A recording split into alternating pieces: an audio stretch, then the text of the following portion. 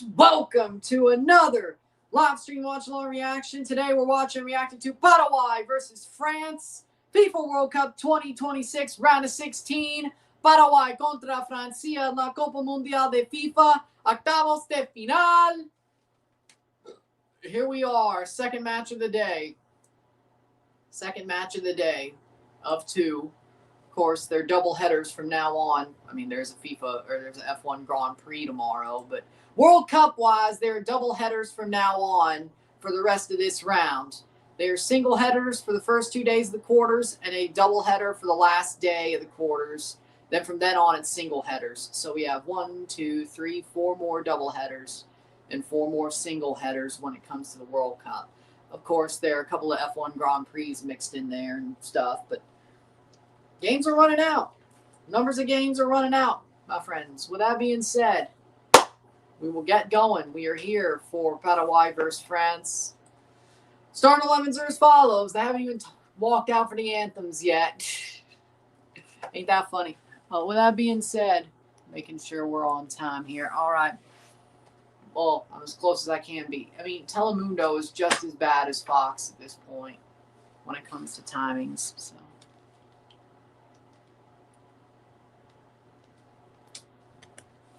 Either way, starting 11s are as follows. Oh, there's my pen. There we go. Starting 11s are as follows. There we go. Orlando Gil, Juan Cáceres, Gustavo Velasquez, Gustavo Gomez, Omar Alderete, Junior Alonso, Diego Gomez, Andres Cubas, Matias Galarza, Miguel Almiron, Julio Enciso. For France, in goal, Mike Maignan, Luca Digne, William Saliba, Dio Upamecano, Jules Koundé, Adrien Rabiot, Kouadio Kone, Bradley Barcola, Michael Olise, Ousmane Dembele, and Kylian Mbappe for France. Those are your starting 11s there. Let's see if this one's an ass-kicking or this one goes deeper than Canada-Morocco. I'm going to be pissed. This one goes deeper, I am going to be pissed. With that being said, here we go. Here we are. The final match of the day. We'll review this one once it's over. I'll make the 7 streams for the next 3 days. Of course, the Grand Prix and the 2 matches tomorrow. As I didn't know if Mexico would be moved. It is not. Now I know, so we're going to make them all. So Grand Prix and the 2 matches tomorrow in the order they were always going to be in. The 2 matches on Monday and the 2 matches on Tuesday. We'll have all those up and ready to go. Soon after this game's over, I'll eat some supper. That's just for me. That's just a me thing. That's just a me thing. Keeping my mind on that. And, yeah. I'll be back tomorrow in the morning for the Formula 1 British Grand Prix. Then we'll have Brazil, Norway. 3 laps, 3 RSRs tomorrow. Brazil, Norway, Mexico, England. Then we got Portugal, Spain, USA, Belgium on Monday. And then Tuesday we have Argentina, Egypt at 11 in the morning. And then Switzerland, Colombia at 3 p.m. And then I'll have to have the stream on. Cheering on France to destroy Paraguay so they can destroy Morocco next. I'm not mad at Morocco at all. I don't like France. I've accepted they're probably winning the World Cup. I don't like France. I know I look good in the polo shirt that kind of looks like their last jersey, but I don't like France. I have enough Moroccan fans that I'm gonna stick with Morocco. And I don't feel anything wrong about that because let's be real, Canada shot themselves in the foot. Canada lost that game more than Morocco beat us. I'm not mad at Morocco one bit. But then again, I don't even hate Guatemala. And Guatemala pissed me off and traumatized me way more than Morocco ever did. So, if I don't hate Guatemala, what makes you think I'm going to hate Morocco after the last game? I'm proud of Canada, but I'm also pissed at them at the same time, you know? I ain't mad at Morocco. They did what they were supposed to do. We gave them 3 chances to score, and they put them away. We shot ourselves in the foot. So I have no ill will towards Morocco, and I don't like France. But I'd rather France win today because I would feel pissed off if Paraguay upsets France. Okay. Well, Canada's sure, but I'm a dirty Anglo, so I'm a dirty Anglo, you know, so I get it, but still. How we doing, Captain Falcon? He's fucking delusional. I mean, Canada was the better team in the first half. Finish your chances. You had chances to finish them. Maybe the game's different. And if you finish those chances, maybe you win the game because the game's different. It probably does end up 3-0 or even 3-1. Because y'all got desperate after you gave up the first goal, which allowed them to run us ragged, which allowed, exactly. First half was amazing. I agree. We were the better team in the first half. We controlled the tempo of the game. When we allowed a goal, we started letting them control the tempo because we didn't finish and they did. And we started getting very worried and trying to force things. So he's wrong. Finish your chances and you would have been right, but they didn't. So he's delusional. Are you nervous? No, I don't give a shit about this. I'm just covering this match. I could care less. Well, I want France to win this game because I do not want Paraguay to upset them because I will feel really pissed off. I will get very pissed off if Paraguay upsets France. No, because he already got a 4-year contract extension to 2030. So, yeah, no. Maybe if he bottles Gold Cup, though, if he pulls another Guatemala, maybe it'll happen. Maybe if he bottles Nations League. Maybe if he bottles the Copa America. Maybe. So you should be nervous. I'll be nervous when Paraguay leads the game. How about that? I'll be nervous when Paraguay takes the lead. How about that? I'll be nervous when it goes to penalties. I'll be nervous if it goes to extra time. How about that? I won't even say I'll be nervous for a little bit when Paraguay takes the lead, but I'm sure Kylian Mbappe will score 2 goals and deal with that very quickly. Well, Football Canada sacks him. So I'm not nervous until Paraguay's in the lead. Marsh brought Canada far. More like 2 red cards. And South Africa being shit. But okay. Okay.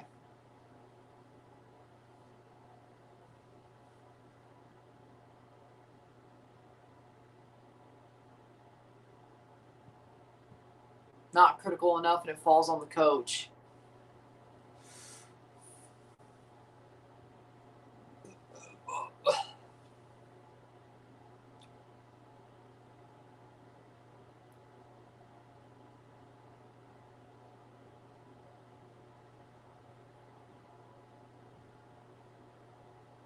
And the anthems are being played.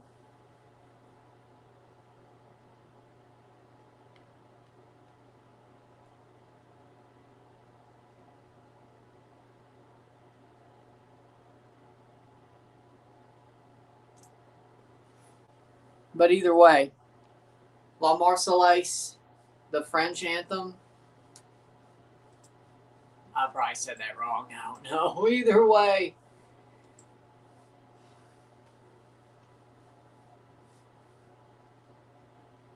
I'm glad I got to see Canada at least play how they played at the World Cup. It wasn't the prettiest game, but in the end, you know what? We'll review this game once it's over as well, but could have been worse. Could have been much, much worse. Could have been better too, but that's football for you. That's football for you. It's football for you.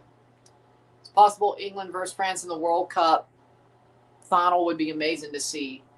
Oh, God. Oh, God. Okay. I don't know who I want to win that match. Do I want France to win that match so England is in pain again? Or do I want to see England win it so they can finally shut up about 66 and France gets embarrassed? I don't know what I want. I don't know what I want. I want the meteor. I want the meteor. I want the meteor. Don't worry. Mexico will take care of it, though. Mexico will take care of England, though. I'm sure of it. I'm sure of it. If you got to take Viagra to play at altitude so you can get more air into your lungs, you're screwed. Let's be real. I don't care if it's a Puma special or freaking 10 at night because of the rain. I don't care. If you got to sing Viva Viagra to play in altitude, you're screwed. Hey, Canada should have played better. Haiti scored against this Moroccan side. Last World Cup, there was a semifinal quarterfinal between them and the English, and they're still traumatized. I had a co-worker just drop and leave on the spot. Oh, yeah, I remember that quarterfinal. Harry Kane put it over the bar, yeah? That was honestly, I felt the same way, but it was hilarious. Tantashev from Uzbekistan's the referee in this match. Oh, this one's going to be sad. No, I am not. Man, really, is one of the things we're going to take away from this World Cup the most is Mexico or England had to take Viagra to play on altitude. Is that one of the biggest things we're going to take away from this World Cup? Juan Lara from Chile is the referee. When you put it like that, we sound like shit. I mean, Morocco did rotate a bit against Haiti. Paraguay, Gil, Alonso, Alderete, Gustavo Gomez, Gustavo Velasquez, Cáceres, Galarza, Cubas, Gomez, Almiron, and Enciso. You know what it is? That does actually sound pretty bad when you put it like that. Even if they rotated. We have better strikers than Haiti. That just shows how bad our finishing is. That's why I'm going to say. That just shows how bad Canada's finishing is. Shows you how bad it is. France, Magnan, Digne, Saliba, Upamecano, Koundé, Rabiot, Gone, Barcola, Olise, Dembele, Mbappe. Prediction score for Paraguay versus France would be 0-1. Let's hope France will be out. I only wanted France out when Canada still had a chance to win. I'm going to be real. Not anymore.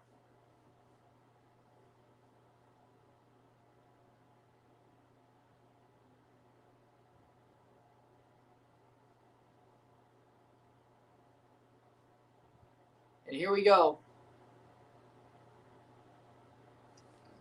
We were like, where's the guy? He needs to be a register 2. Hours later, he never came back. Well, it would have been during the workday, yeah, because Qatar was, that was in the afternoon. Shit. Well, he got to go home early, and then he never came back. Wait, no. Oh, Canada learns from this. I'm not sure if they will. But we'll find out. You would want them to grow from this, but I don't know if they will. Second match about to start.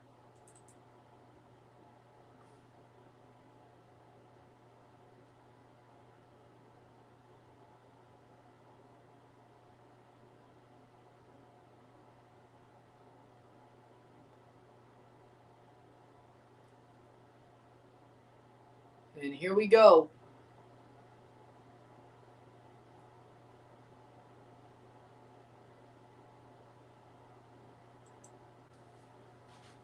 France.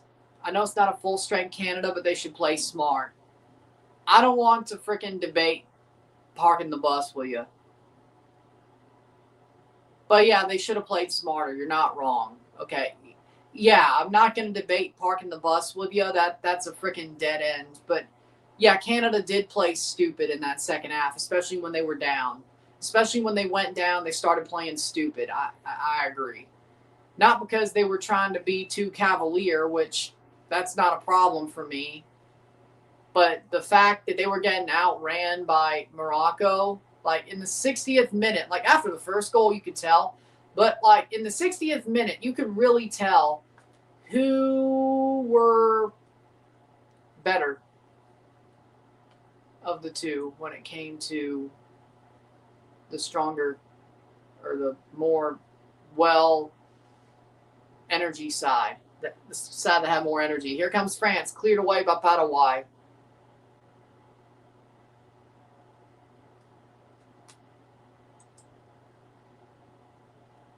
Nil-nil. 0-0.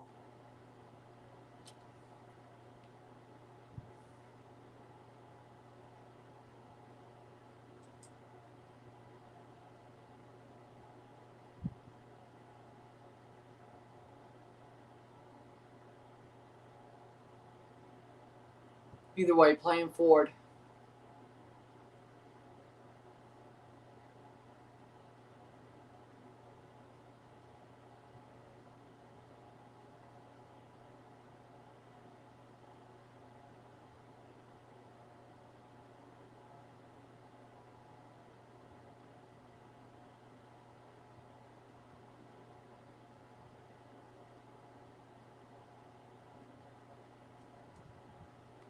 Hope next Copa America CONCACAF teams will be there. I'm sure there will be if they're going to put it in the USA. I don't think they're going to put the Copa in the USA if there ain't CONCACAF teams in it. Besides, I think they'd rather have it be a 16-team tournament. So, maybe 24.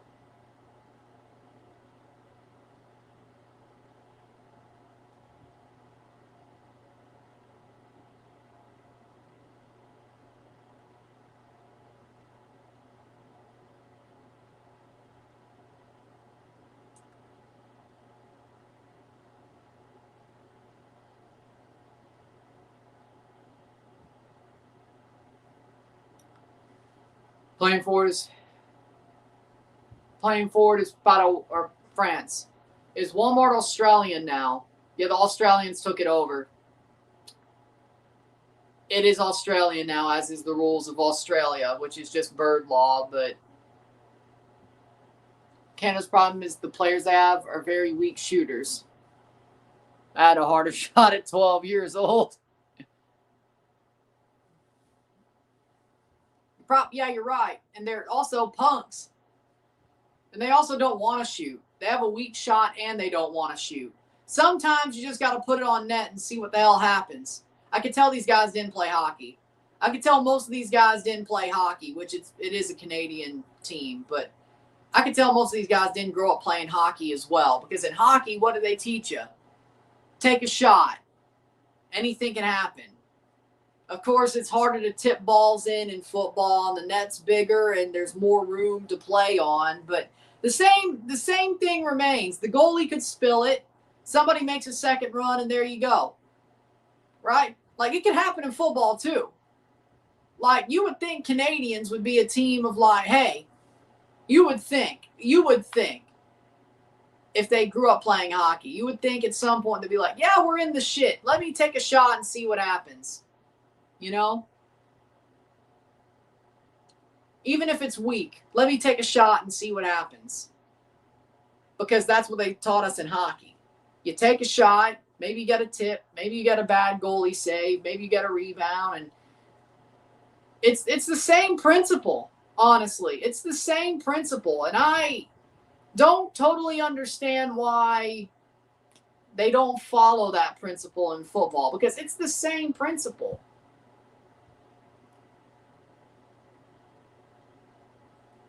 And Jesse Barnes says it was the right decision to preserve Alfonso's career by not playing him. Minor hamstring setback. Okay.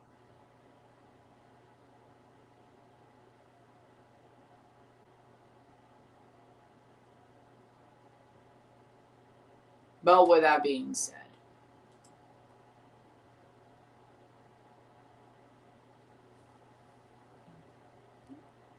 they should have started Saliba at least. I agree. I don't know why they started Segura. Segura's a good player, don't get me wrong, but starting him in the midfield, I don't know what Jesse was thinking.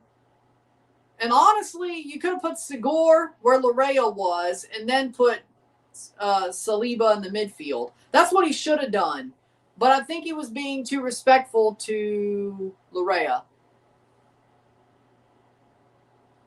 I was thinking exactly the same thing. Canadian hockey players working on their shot. Exactly.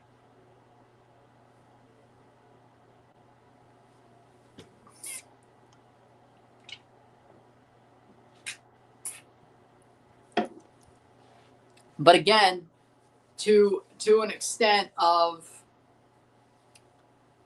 Segura, he does. Is Walmart Australian now? I answered that already. Yes. 6 minutes in, 0-0. Well, Paraguay's doing better than I thought. Hey, it hurt Canada when I said that. So 0-0. With that being said, ball crossed in, headed away. for me, I still think Segura should have started outside back. Like, putting him in the midfield was... No, Walmart is Australian now. They took it over. It's theirs.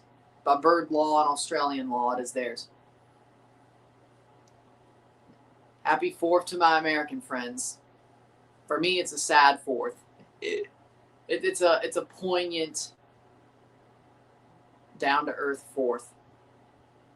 I do have some waffle fries in the freezer, though. That sounds pretty good. Maybe I'll make some of those. Put some ranch seasoning on the waffle fries, and then, dip them in Chick-fil-A ranch. Do we stop? Well, I don't know. I'll check on those. Either way, yeah. Trying to figure out what I'll eat for supper. Vamos Paraguay says soccer guy. Either way. Back to my point. I still think Segura should have played outside back. I really do. Midfield, that was a decision that I don't really understand. Like, he's a good player. I'm not knocking Segura, and he played good in this game. But I feel like if you played him in his natural position,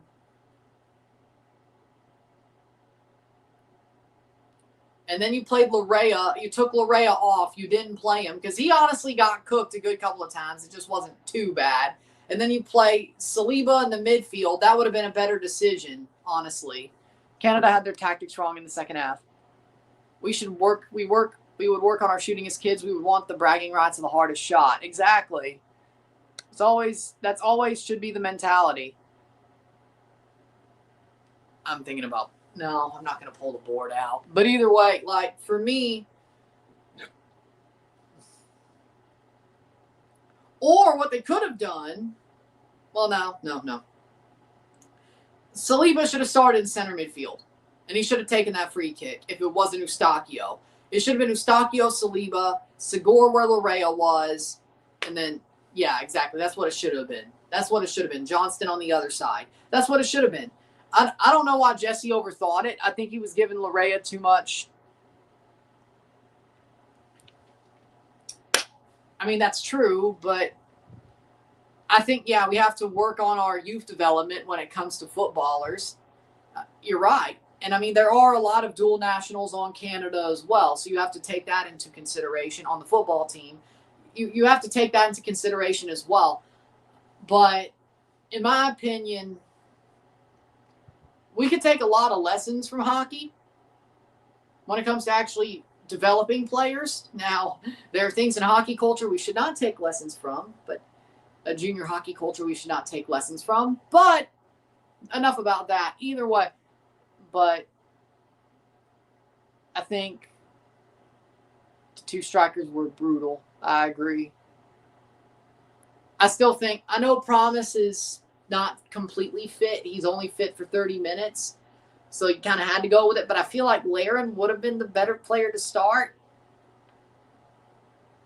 And then take out Jonathan for Promise. And not put in Luashei at all.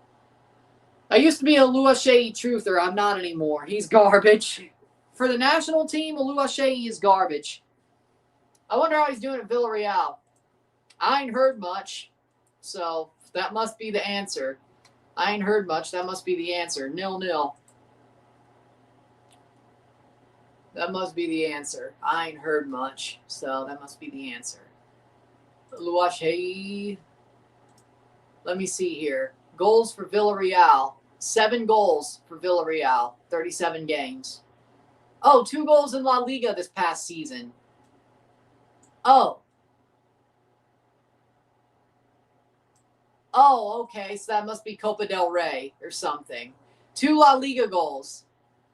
Does Canada need a new coach or stay with Marsh? The bad part is I think they're pretty much got the best coach they could have. Would I be mad if they brought back Herdman? No, but that's not going to happen. He's in Indonesia now, so that's not going to happen. I got a goal in the Champions League. Oh, a Champions League goal. 2 Champions League goals for Luashei. Okay. 1 in La Liga.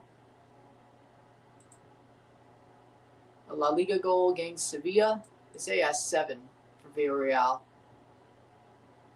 Where the hell are they? That's 4. Oh, Copa del Rey hat tricks. That's 6. 4, 5, 6, 7. Well, there you go. A Copa del Rey hat trick against Ciudad Lucena. What the? Where is that? Who is that? Okay, so 4 of his goals were against good teams. 2 Champions League and 2 La Liga. And then a hat trick in Copa del Rey against some no-name teams. So, yeah, that tells you pretty much. Yeah, that tells you. No, not Berhalter. No. No. I'd rather have Marsh. Berhalter sucks. And besides, why would he leave Chicago when the things are going good for him? Why? Why? I say Jesse should keep the job till 2030. TFC should call the Pirate. The Pirate wins 3 or 4 CONCACAF Champions Cups, wins a Club World Cup, wins at least 2 Intercontinental Cups, wins at least 3 MLS Cups, wins the Shield, and then the Pirate coaches both TFC and Canada at the same time after 2030. Boom. That's why I say. Besides, that makes more sense considering, you know, the systems are similar, but we're smarter. The systems are similar, but I'd say the Pirate's a little bit smarter. He'll at least make subs when he needs to make subs.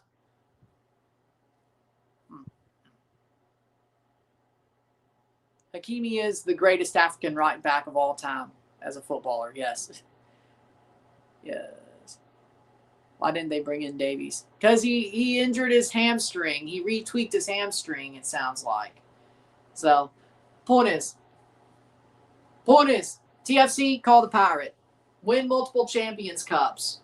Win a Club World Cup. Win multiple Intercontinental Cups. And the other trophies that come along with it. Win multiple MLS Cups. Win all the Can Champs. Up until 2030. Well, of course after, but you get my point. Get proven. Jesse Marsh goes through 2030. He leaves. Pirate does both TFC and Canada at the same time. You can do it in FIFA. You can do it in real life. Dave should have stayed home. Honestly, at this point, I say yes. 15 minutes at a World Cup that was his home World Cup, and he didn't even play in Canada.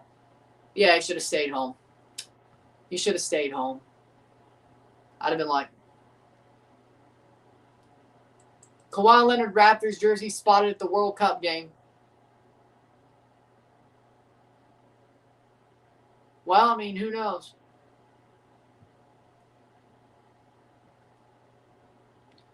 Verstappen wants a pit lane start at the British Grand Prix. Oh, well, there you go. Do you want dictator Mbappe to win the World Cup? No, I do not, and he's already won one. Thierry Henry said Elise could be a multiple-time Ballon d'Or winner. Do you agree? Yes. Yes, I agree. Michael Elise is a Ballon d'Or level footballer. He is a very talented player. He knows how to move with the ball. He knows how to assist, knows how to score. Can play the wing, can play center mid, can play striker if you asked him to, false 9. He's very versatile. Yes, I agree with Thierry. I know he's French. I know Thierry's French. But Thierry's going back as guys, and I think he had Elise playing for him at the Olympics back in 2024. I think he did, if I'm not mistaken. I think he did, yeah. So he knows him. I think he did. He could know him well. I think he did at the Olympics. I think he did have him at the Olympics, didn't he? So he knows, if that was the case, he knows him well. But, yeah, I mean, Elise is a very solid footballer. Like, I would be shocked if he doesn't win a Ballon d'Or or multiple Ballon d'Or. He's at least winning one, I believe. Like, God forbid, if something bad doesn't happen to him, he's going to win multiple Ballon d'Or. He's going to win a Ballon d'Or. He probably wins multiple. I mean, I wouldn't disagree with Thierry Henry. He could, but Willie nope. Sabari will win the Ballon d'Or. I would love to see how Flores, Davies, and Kone full strength could have played at Morocco. I agree. I think losing Flores, Kone, and Davies not being healthy definitely hurt us. I think that game's different. If Flores doesn't blow out his knee, if Kone doesn't get his leg broken, and Davies isn't made of glass, that game would have been different. That game would have definitely been different. Marcelo Flores is what I've seen at the World Cup, even though we did pretty well and we had a historic World Cup. What I've seen proves to me that this team needs Marcelo. This team needs Ishmael. This team probably needs Davies. I don't know if it's left back, but they need him.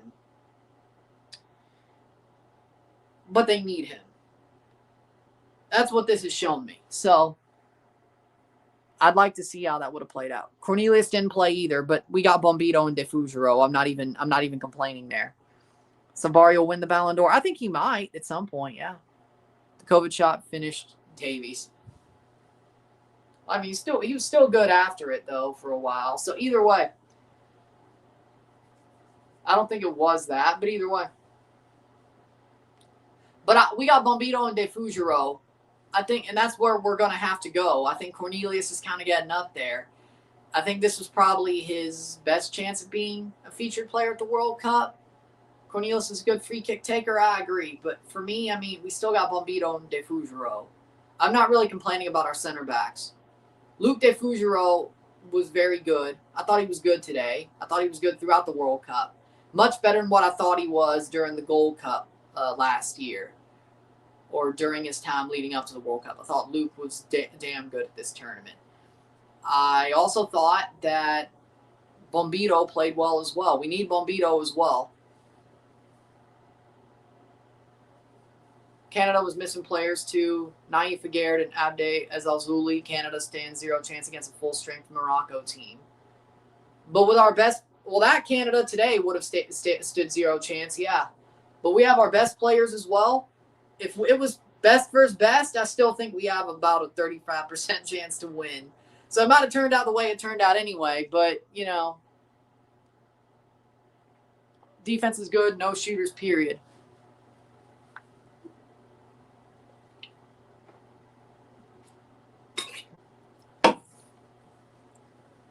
But again, see, it's also funny. I know the answers. I know the answers to the questions. Call the pirate. I know the answers to the questions. I'm not sure Davies would not have pissed away that free kick. I say Eustachio should have taken it. Or if Saliba was on, he should have taken it. I would have had Davies over David, though, for sure. But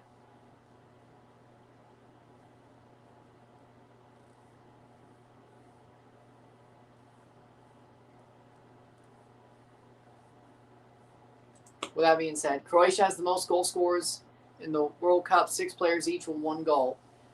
I do respect the way Croatia scores goals. I do respect that very much so. Croatia, they were a team who did it by committee. You know, and they always have been. They always have been. Because they trust each other. Because they believe in each other. I think what that shows is Croatia has a very talented team. They also know their chances matter. They cannot piss away chances. So if a chance is in somebody's foot, they're going to take it. And because they believe that they need to take it, they're going to score it. I think it's a show of they believe in each other. They truly do believe in each other. They know they can't miss their chances. So if it's at somebody's foot, they're not going to pass it to maybe ruin the chance, or they're not going to put it over the bar. They're going to make sure it basically lasers in. So I think it shows a couple of different things when it comes to Croatia. That they believe in each other, that they play very good football. They know how to create chances against the run of play, but they know as well the person who has the chance at their foot has to go and try to take the chance, because you can't piss away a chance by making an extra pass or just putting it over the bar. You have to do it. So I think it shows they believe in each other, but they know exactly what they're meant to do. They know exactly what their plan is. Club America fans in Mexico City are going to go for England. Why? Well, fair enough, but fair enough. I don't think Davies would have given away the free kick like Luke did. But, I mean, Luke was way wider than he should have been. I agree. I think if Davies is in, yeah, he doesn't give away that free kick because I think Davies makes, well, shot wide. I think he makes the right tackle, but, you know, I don't think he gives it up. No. Croatia would have beat this Morocco team, says Rio. Well, would they have helped Morocco as much as they helped Portugal? Probably not, no. I feel like, you know what? Then again, they beat them 4 years ago as well in the third place game, so. That is a good point. Either way, you know, I feel like that would have been such a clash of styles. I really do. Like, if you had Croatia versus Morocco, that would have been such a clash of styles. You might be right, actually. The more I think about it, you might be right. And besides looking at past results as well. It's actually a shame Davies isn't himself anymore. I agree. That's out for a corner for France. 0-0. 0-0. Paraguay is doing a really good job. Paraguay is doing a really good job of not allowing a goal yet, I got to say. Very strong game so far. Ball crossed in. Header. Nope, that's out for a goal kick. Paraguay ain't doing a bad job, I'll tell you that much.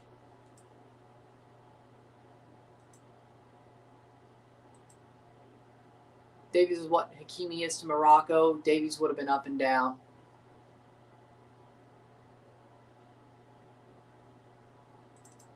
Yeah, sounds about right to me, yeah.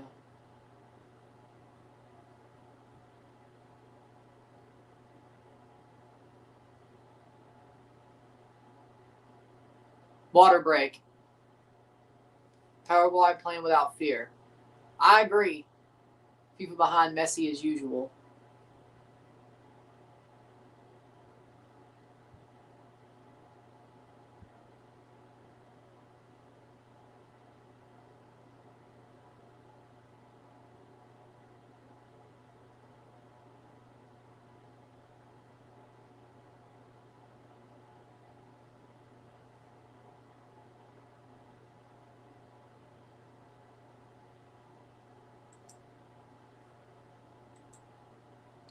Water break. Good run. Mike Ditko should be the one with the juice boxes. Canada eliminated, I heard. Good run. Yep. Paraguay is fierce. I agree.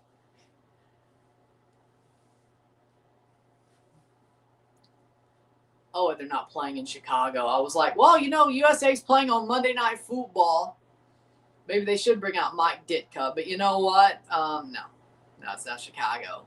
Because Chicago didn't want a World Cup game, weirdly enough. Mexico next. I do believe a full-strength Canada would have taken Morocco to extra time. I mean, I believe that too, but that's all. We can only say ifs now, honestly.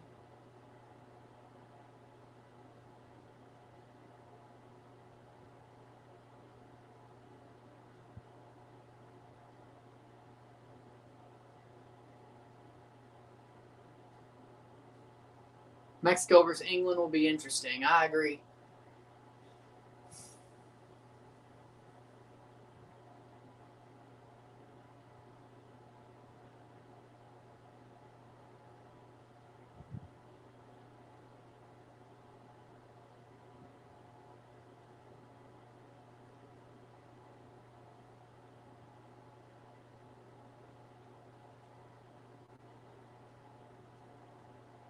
Canada proved they were well able to win in the first half. I agree. But we couldn't finish, and that was the problem. 25th minute. I don't know why this live stream is turning into more of a tactical analysis of the Canada game, but whatever. Hopefully we're not pissing people off. That's what Paraguay's doing with their Haram ball. They're making me go tactically into the Canada game, which I don't exactly want to do, but I can't help it. My brain is too tactical. I can't help it. I'm surprised I haven't brought the board over.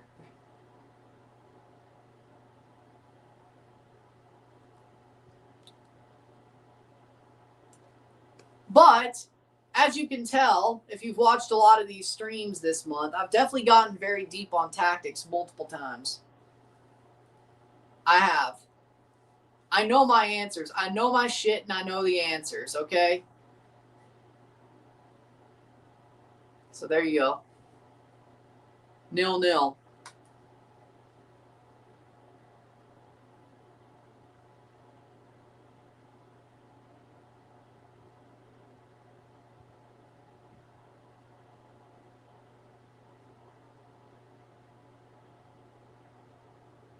Your mother's house street was packed with cars of people waiting outside the Portuguese training session at Centennial Park. Yeah, it was cool to see Portugal have one last training session in Toronto. Like, it feels like Cristiano loves Toronto.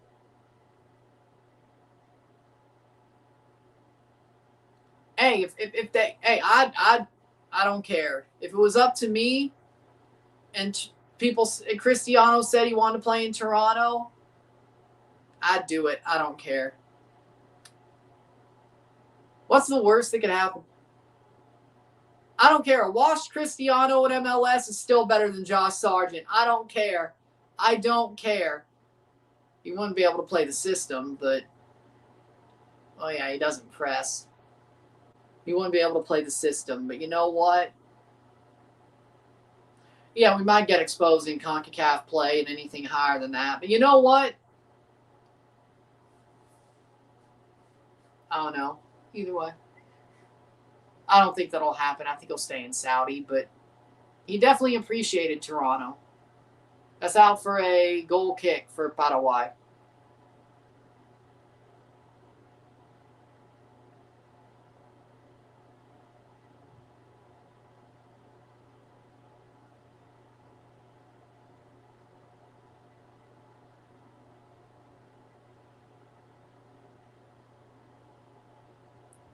Canada were defending great when they needed a goal. Their defense turned to slop and conceded late. Yep. I feel like they kind of gave up, to be honest. Eustáquio, Segor, and Perisic together would be cheaper than Sargent. I agree, and I think it would be better. Wide.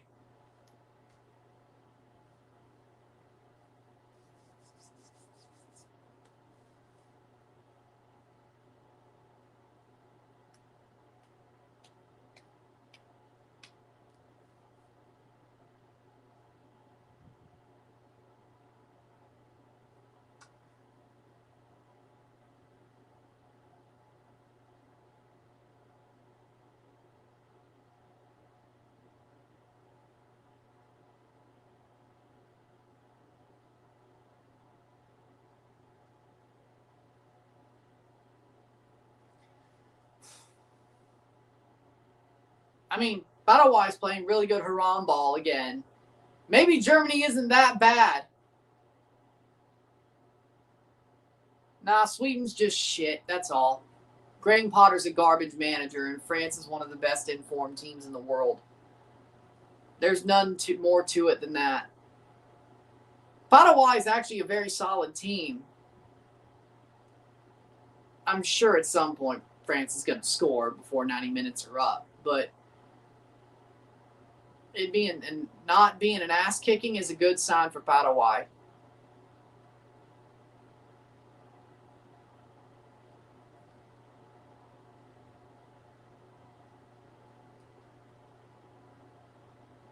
By the way,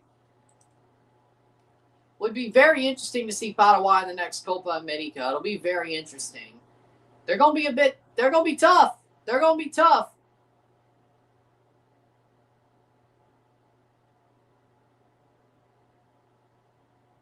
Plays down.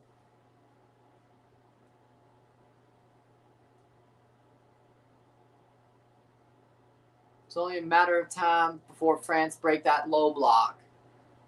It should have happened by now. France are so good.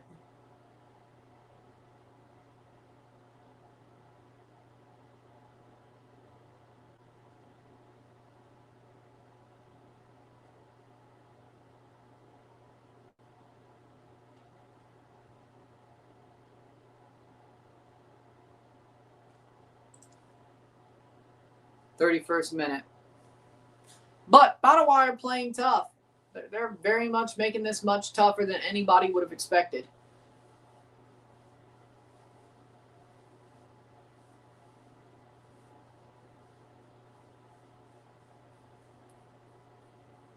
I despise teams that play low block for real. I agree. And Riskalander's going to start crying about that. I agree. Low block is an affront to God. You can play smart without playing low block if you're an underdog. I believe that 100%. Hell, look at Canada in the first half. That wasn't a low block. Hell, up until the 60th minute, to be honest.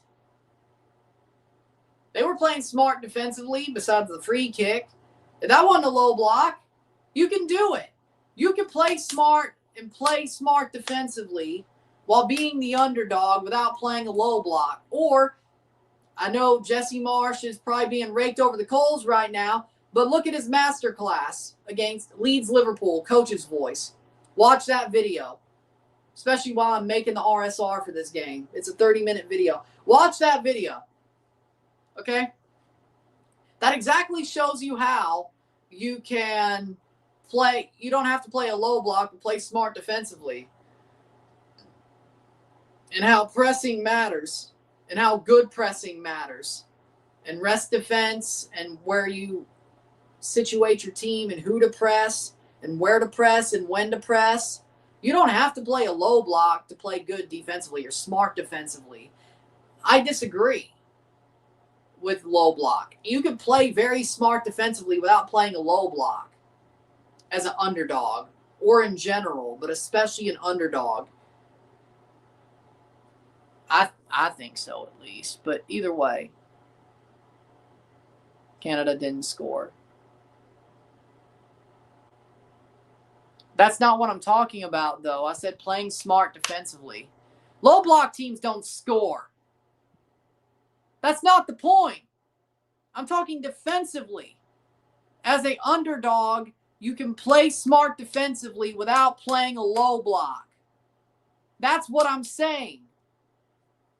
You're not getting the point. Yeah, they didn't score, but we're talking about defense straight up. 34th minute.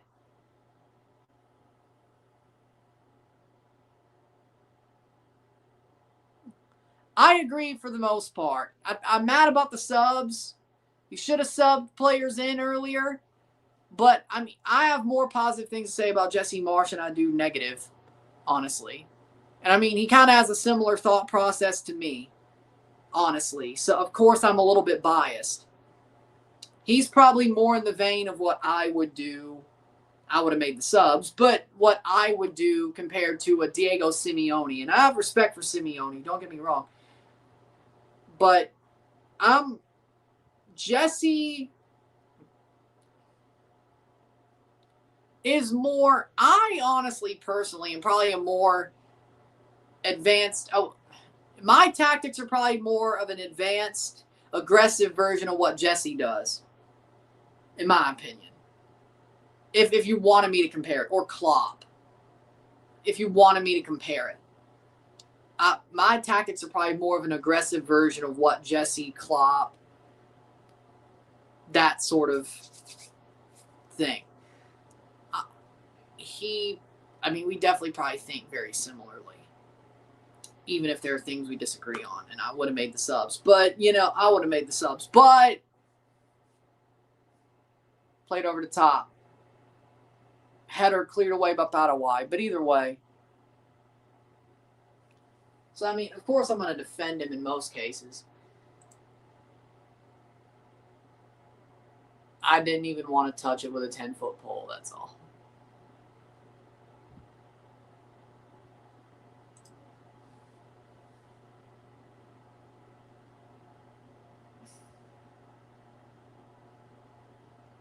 Yeah, you're right.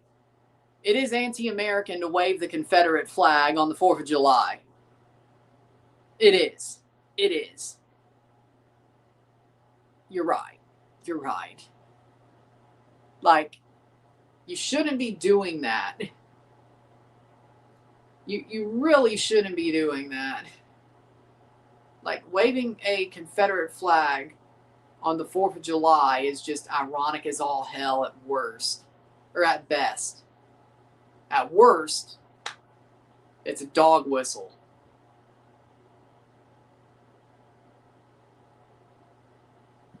I mean, I agree. I agree with you. I agree with you. Exactly.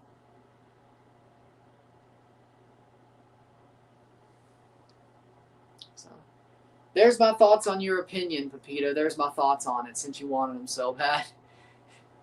Let's see if. Well, I mean, it is football. I'm probably saying that, that there's not going to be a problem with what I said there, especially as a redneck. People be like, okay, okay. He already got an extension before the tournament even started. But yeah, no, I do kind of find it ironic.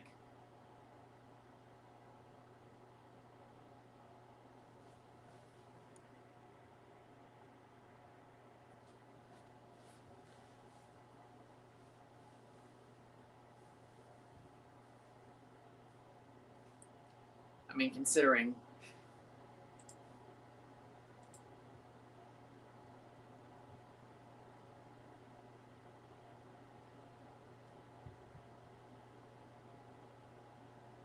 I do find it ironic. I do find it ironic.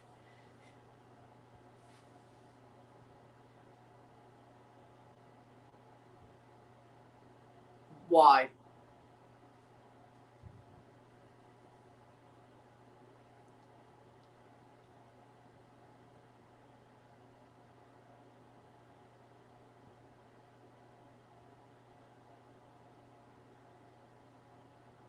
Do you think Cape Verde will get an invitation to the Gold Cup, Copa America, and even win the African Cup of Nations? Slow down.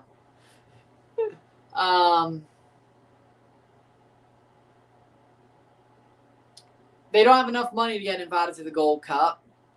I think Copa America is just CONMEBOL and CONCACAF at this point, and I don't think Cape Verde will win the AFCON. They'll do well if they qualify. It's tough to qualify to AFCON, too. So we'll see what happens there. But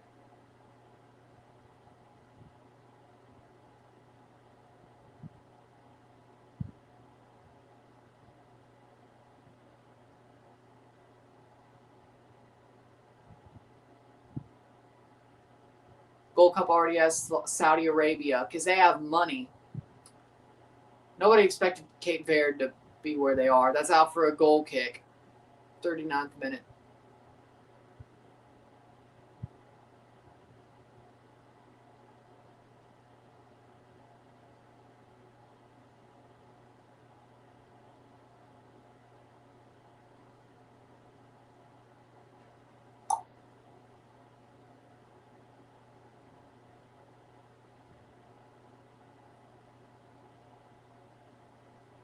Paraguay, Ghana, they're good. They just play low. Aren't good. They just play low block. You're not wrong. And Ghana can't. DR Congo, too. DR Congo seemed to play better football, though. It's probably a low block where they were breaking, and they broke well. But as I said, you can play smartly without parking the bus defensively as an underdog. I said that. You can play smartly defensively without parking the bus and playing a low block. Again, as I said, Jesse Marsh's masterclass, Leeds versus Liverpool. It's okay, Yeezus. I'm starting to calm down. It is what it is.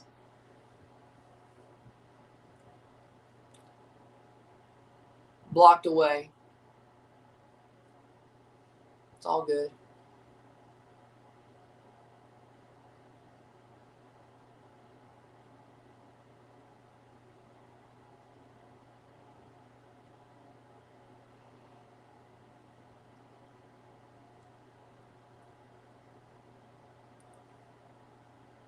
Corner.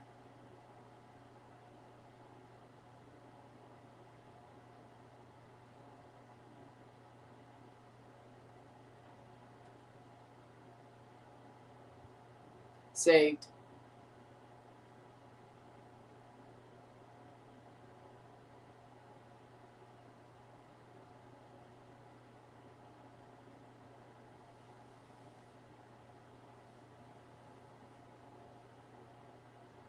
Playing forward, picked up by the goalie.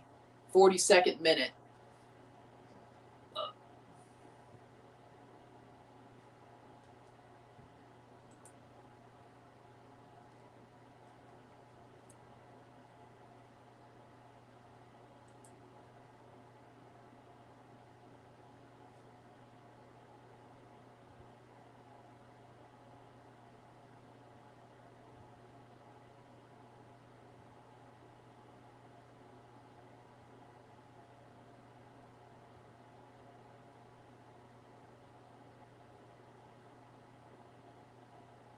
Playing forward France.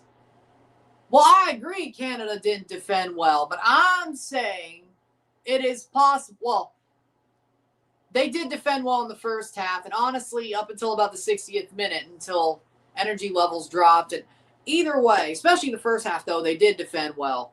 You're gaslighting. Second of all, I didn't say Canada itself. I'm saying in general. You don't have to play a low block. You don't have to play a low block as an underdog to not concede goals. You can play smart defensively without playing a low block. And I use that Liverpool Leeds game to explain. I know it is Jesse Marsh talking about it, but I use that game to explain there's a point to my madness. Do you think Netherlands are bad because they parked the bus? The Dutch parked the bus. They got good defense. Morocco controlled the ball because they controlled the ball. I wouldn't say Netherlands parked the bus. I'd say Morocco controlled the bulk of the ball in that game. And I wouldn't say Netherlands parked the bus. Did you watch the other 3 games? They didn't park. I wouldn't say they parked it against Japan, and you really can't park it against Sweden or Tunisia. Sometimes you just lose. I think Paraguay's doing better right now.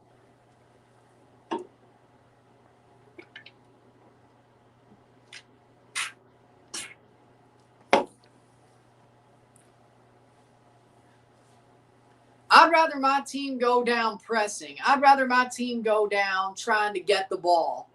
I'd rather my team go down like rabid dogs, chasing the ball, foaming at the mouth, than just being like, oh, we got to stay in our shape. You go for the ball. I wonder if Paraguay's strategy is play defense now, attack later in the second half. I mean, that's kind of what they did against Germany. Yeah, they played defense. They got their chance. They scored. They did allow a goal, or no. If they didn't allow Germany's goal, they're doing better here than they did against Germany because they haven't allowed anything. Let me go back. Okay. Nope, they did allow the goal after the Enciso goal. But I think the plan, I think that's their plan. Defend, get a chance, score it, and then defend. In order to play that way, you need better players.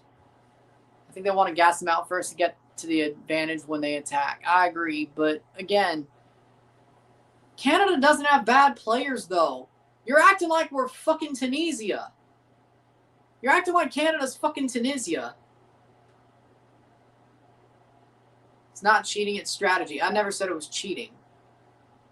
You want CF Montreal to sign Lopez Cabral? No. I want him in Toronto. I would gladly have Lopez Cabral in Toronto.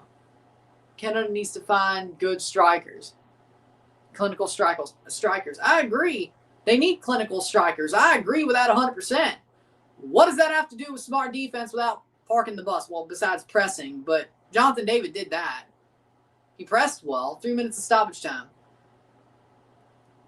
But yeah, we need clinical strikers. I guess the flip side is you need clinical players. We have Promise. When he's healthy, I'm sure he'll start. He is clinical, but he was only healthy enough for 30 minutes. Canada and Mbappe, they would have won the World Cup. Honestly, I agree. Honestly, agree. We need a guy like Mbappe. He's right. Or at least somebody who's like an Audi version of Mbappe. Uzbekistan, Tunisia. If Canada had a better striker, we'd be talking about a different story. Exactly. That's just what I said. And I've been honest about that. So, but again, for me, I am a very, my team, We'll play very aggressive football, even if we're the underdog. We're not going to play differently because we're the underdog than we are as the favorite. If we have more time on the ball, great. We're going to be a fast team going forward, and we're going to make you regret giving us the ball. If we're the underdog, we are going to chase the ball, chase you like rabid dogs, and make you lose the ball, and we're going to run it down your throat. It's that simple. And if we do concede goals, fine. We're going to win 5-3 anyway because of the way we play. So I hope that's not every game. But if it has to be a game we have to have, we will win 5-3 with the way we play. We will win 5-3 if we have to press the ball. We will win 5-3. I don't care if you score 3 goals. We will score 5.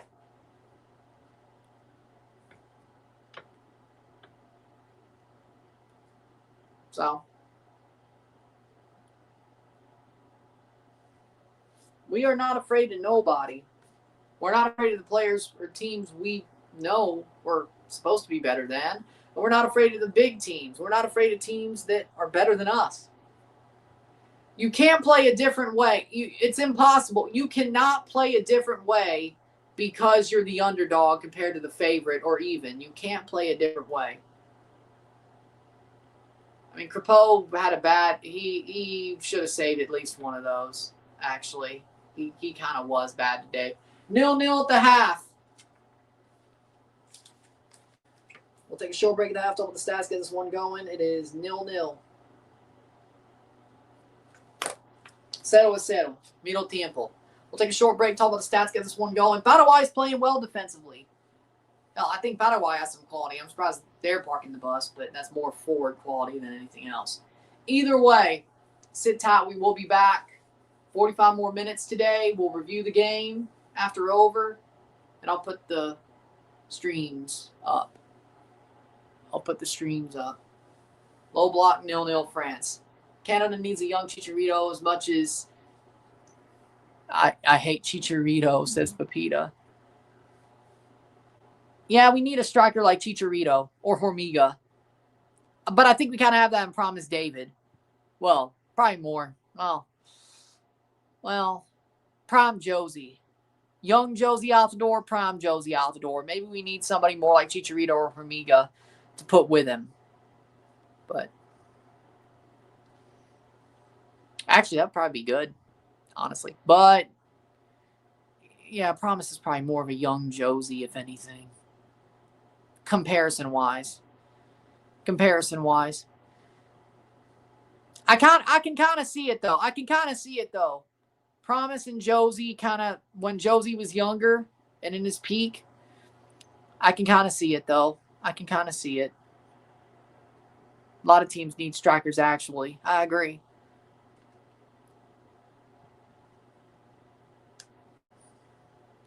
Either way. He is better at pressing, though. Promise is better at pressing than Josie ever was. But with that being said, sit tight, be back.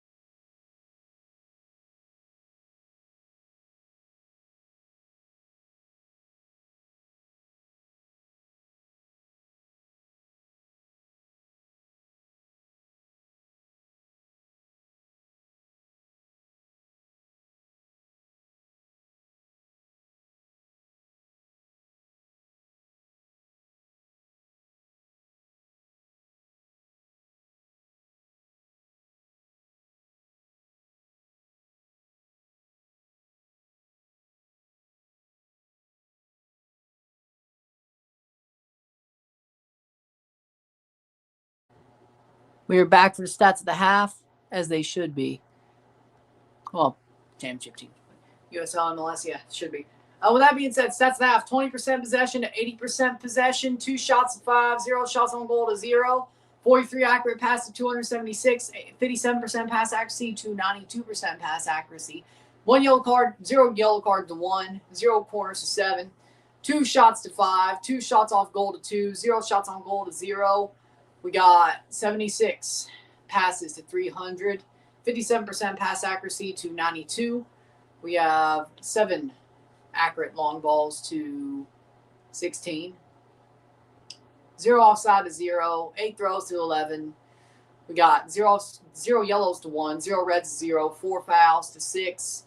0-0 at the half. 0-0 medio tiempo. I think Paraguay, they're doing very well defensively. Paraguay, I don't like a low block. That's not the way I would play. But Paraguay's low block has been very strong against France. They have held very strong against France. That's the way they've chose to play. And just like Germany, their low block is held very strong throughout the first half of this game. Paraguay didn't really have many chances going forward or even really holding the ball. But France haven't broke down that low block yet. That's pretty much the story here. France have had chances.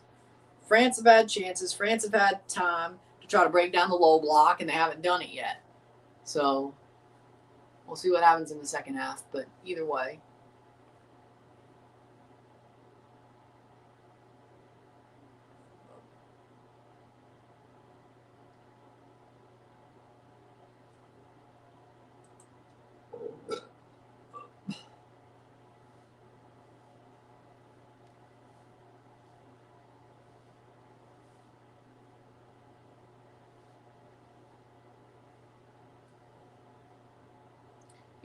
I mean, I like exactly what I'm seeing from.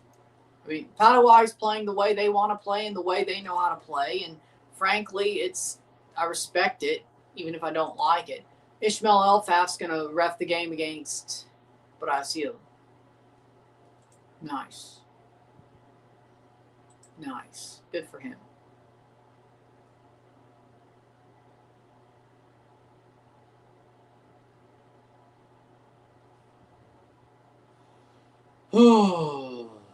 Second half.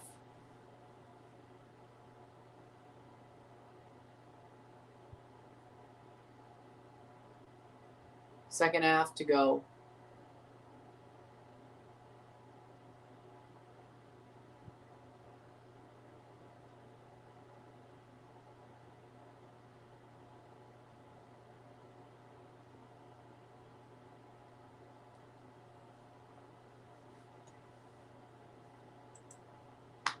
Gustavo Alfaro is a famous football terrorist. What else did people expect? Fair enough, but France has Mbappe, Doué, Elise, Barcola, Dembele. Even a football terrorist can't stop those guys from scoring, or at least you would think. I mean, you're right. He's a football terrorist. Thank you very much. I had to change out of the Canada Maple Leaf hat. I had to change out from the gold Maple Leaf because Canada's out of the tournament. So now it's almost the All-Star game, so I'm wearing an older All-Star game hat for the Toronto Blue Jays. I'll wear a different one for the actual All-Star game, but I was like, this kind of goes. So I'll wear this for a little bit. I only wear it on stream now anyway. So, thank you. I've just been streaming a lot, so there you go. I only was wearing the Canada Maple Leaf hat until they got eliminated. Gold for the World Cup, gold Maple Leaf, red hat. It was a Blue Jays Stars and Stripes hat, but still, from over less than a decade ago at this point, but it's been a while. 2018, I think.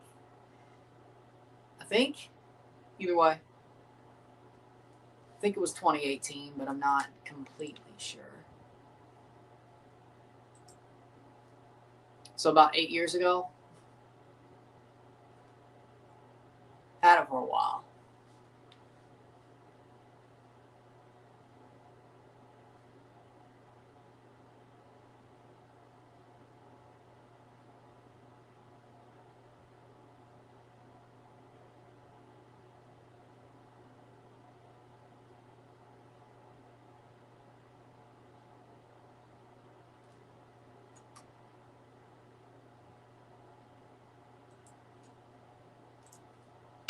But thank you, thank you. But tomorrow we got the Brazil-Norway game and Mexico v. England.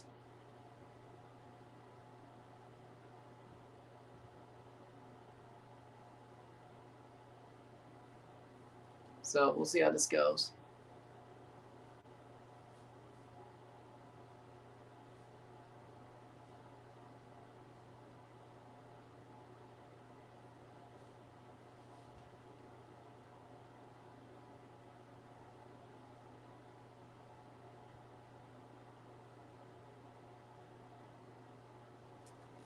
I've told you the Canada team loves to disappoint. You're right.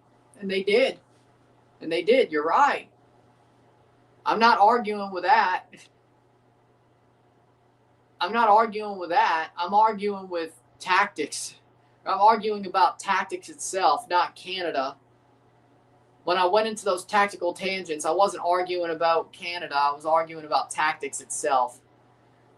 If Paraguay wins, Americans are going to genuinely think this is the this USA team is the 1970 Brazil team. I don't blame them. Why can't they? You should. Why wouldn't you?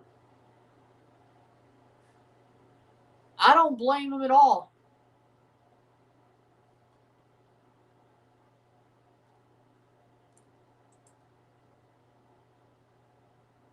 $11-0 Seattle. Oh my God. Oof. Wolff. Wolff, Wolff, Wolff.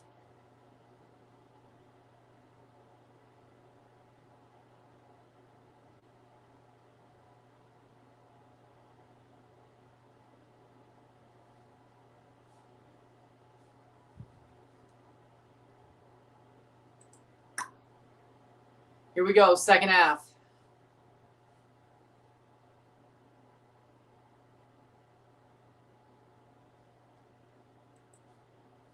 The hot press leaves the team exposed at the back. What did Jesse Marsh get wrong? Should have subbed out. He should have subbed in Promise. He did do that, but earlier. He should have subbed in Saliba. Actually, I think Segura should have played for Larea at outside back. Should have started Saliba in the midfield. At the start of the game, should have done that. Larea honestly wasn't nothing to write home about. I'm surprised he didn't get cooked more than he did. I love Richie, but I think they should have played Segura. They played him in midfield. I don't think that made much sense. They should have played him at outside back, played him for Richie, Saliba in the midfield. That's how they should have started. They definitely should have subbed Saliba in the second half. Davies, if he was able to play for 15 minutes, he should have came in. I don't know if his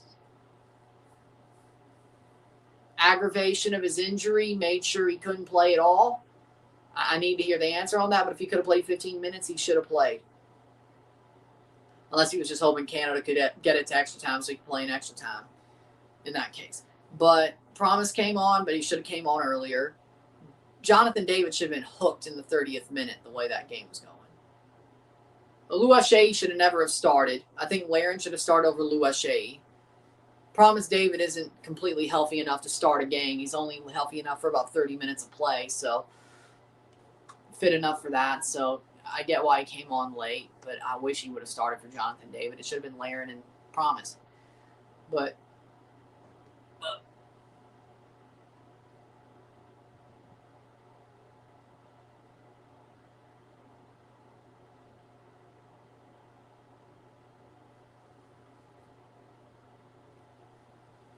either way, yeah, I don't want to see Oluwaseyi play for Canada much anymore, to be honest.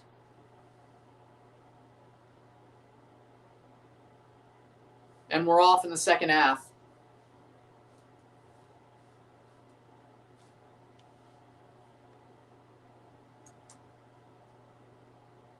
$45 more minutes to go in this game, maybe more. We'll review this game once it's over.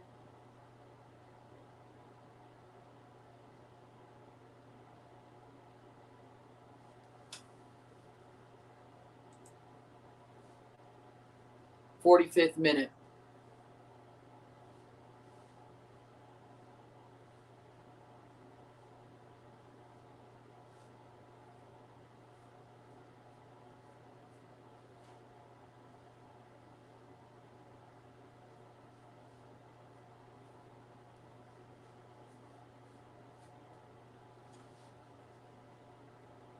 45th minute.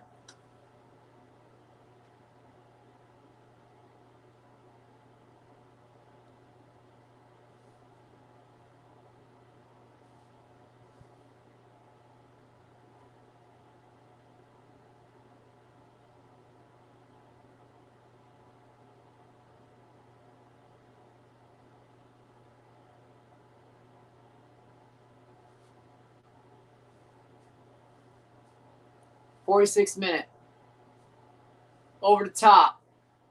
Paraguay headed back to France.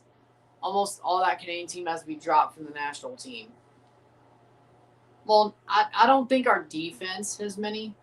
I would like to see Panama's play or our goalie situation. Not Dane, but our defense, I mean, I like Fugero. I liked Fugero and Bombito together. I thought that was solid. I thought that was a good pairing. They played well at this tournament. I thought Johnston is still great.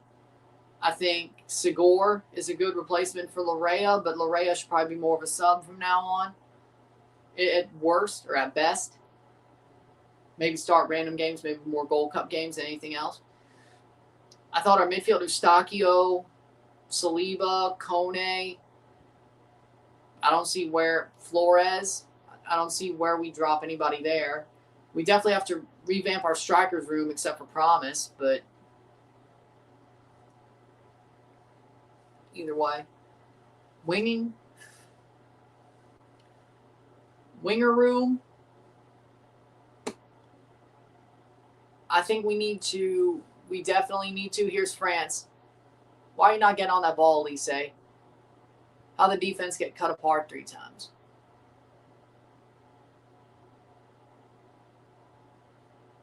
Because we got tired and we gave up.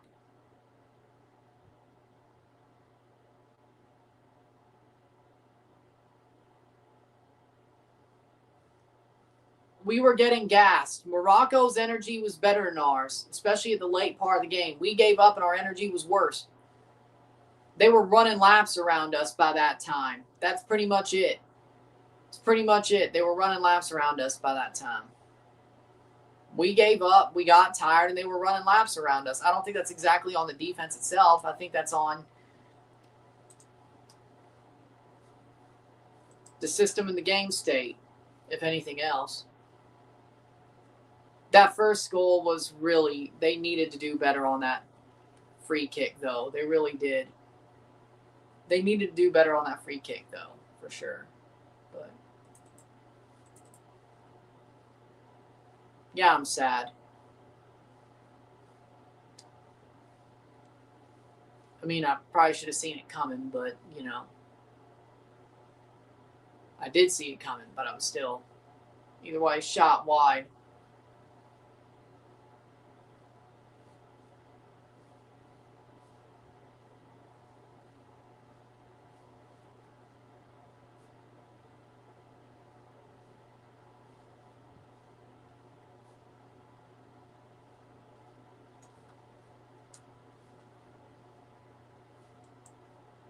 It's the high press. 50th minute.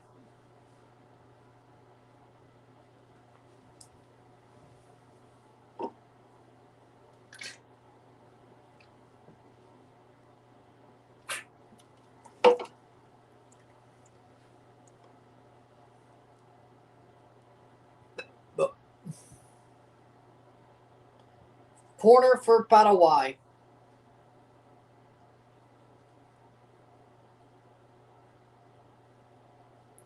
Paraguay. Cross into the box. Punched away by Magnan. Paraguay brings the ball down to the outside of the box. Goes down. Throw in. Ryan's Sports Reviews.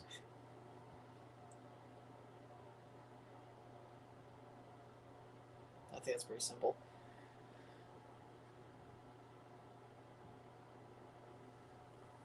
Okay, that was a dumb line. Caught. I mean, Jesse Marsh saying, I'd rather be us than them is a dumb line. They're going on the World Cup, even if they played like shit. Here comes France. Oh, wide.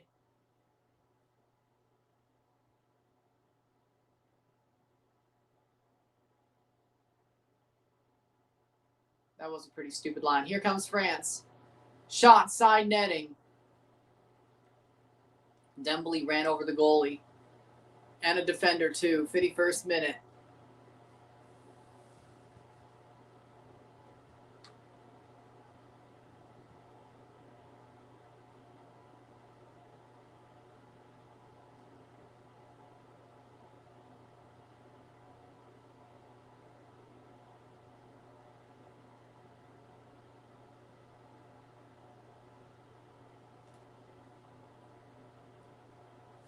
Boom.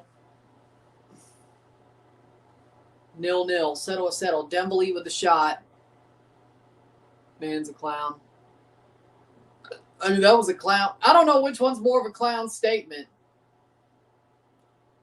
Jesse Marsh saying, I'd rather be us than them, or John Herdman saying, we're going to F Croatia.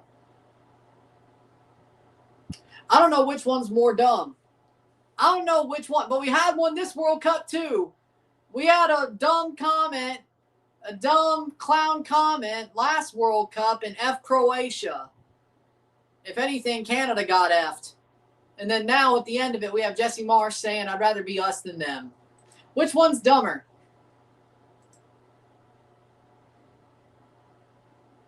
Contextually, F Croatia was good until we got F'd by Croatia. And then now it just sounds stupid. That's more hindsight than anything.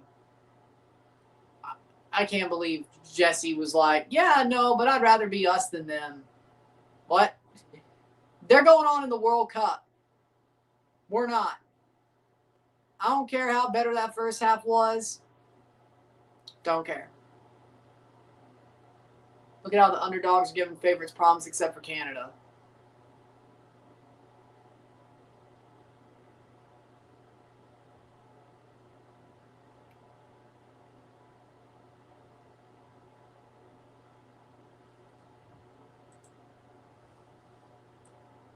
Because regardless of Morocco wins, they made it for in Canada. They're going to win the World Cup. Canada's going home. I don't know about Morocco.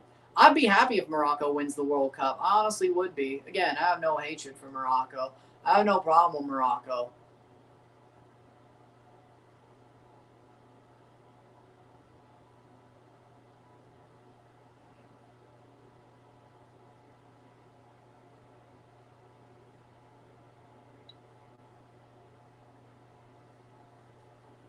'54th minute.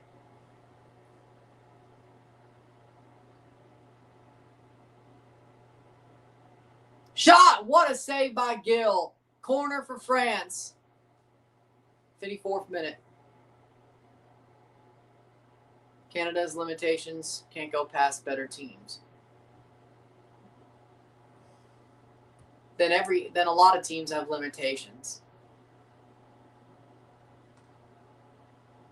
Gill's playing out of his mind. He has been the whole damn, honestly, since the USA game.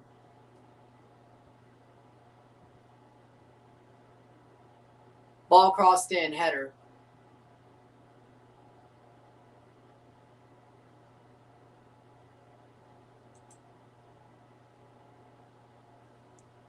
Flag up.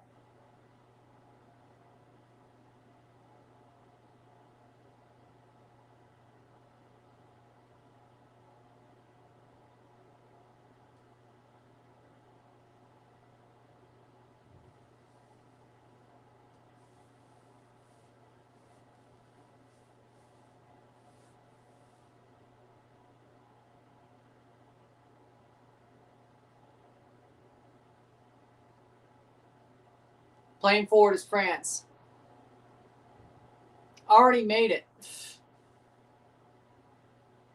I talked about the fact we couldn't finish.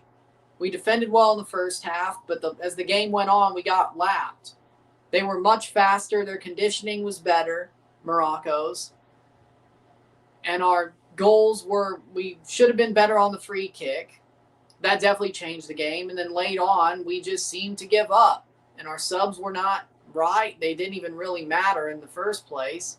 Jesse Marsh shot us in the foot because the subs weren't right. The tactics weren't right. And the players shot us in the foot because we couldn't finish. That's pretty much what I said. And the video's already out, by the way. There's another RSR for this game, which will be about this game, which I don't know how long it's going to take, considering how much Paraguay is just parking the damn bus. But you know what? Either way.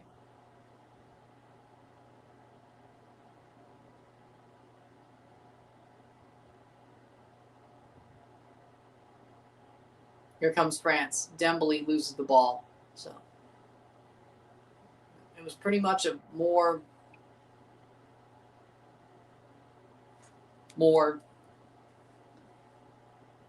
should Jesse Marsch be fired? No.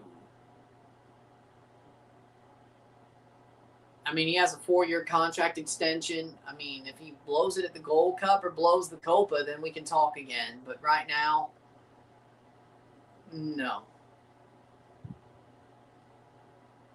We let it be. We can't find a better manager anyway, to be honest. Well, at least proven.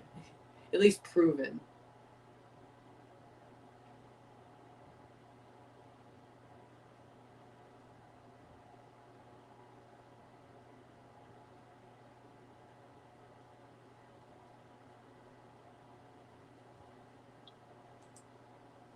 But Kawadi Okone puts it over the bar for France.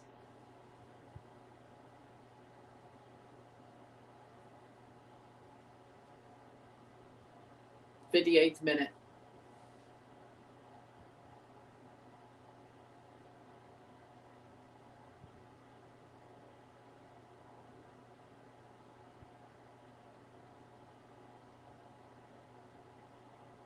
Canale on. The penalty shootout hero, Canale, is on.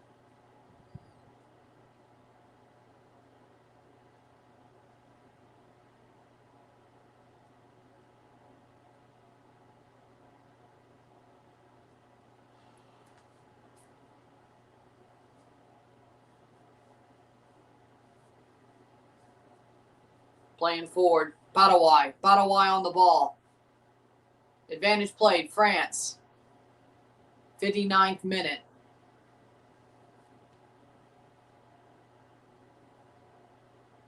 Barcola. Caught by the goalie. Barcola giving Contreras some props there. I thought he had that. I'm not going to lie. I thought he had that.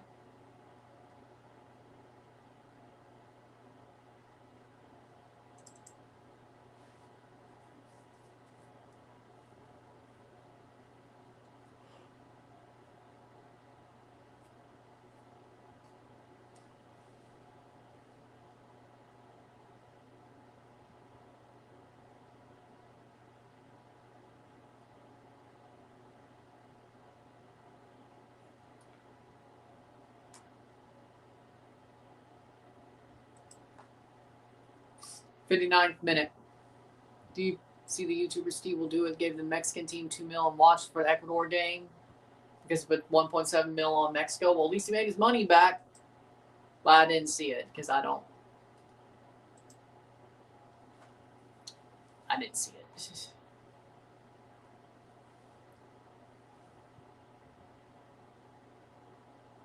And Ciso's down hurt. He needs to get subbed.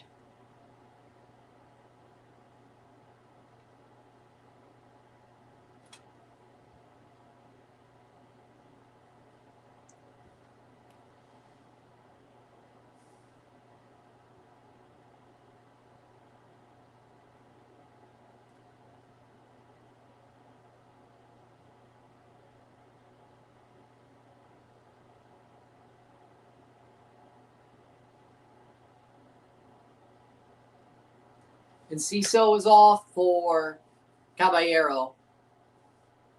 0-0. 0-0. Desiree Doué coming on for France. For Barcola. Damn, Barcola just made the best run of the game, and you're pulling him for Doué. All right. That's a choice. That's a choice, Didier. Let's see how it plays out.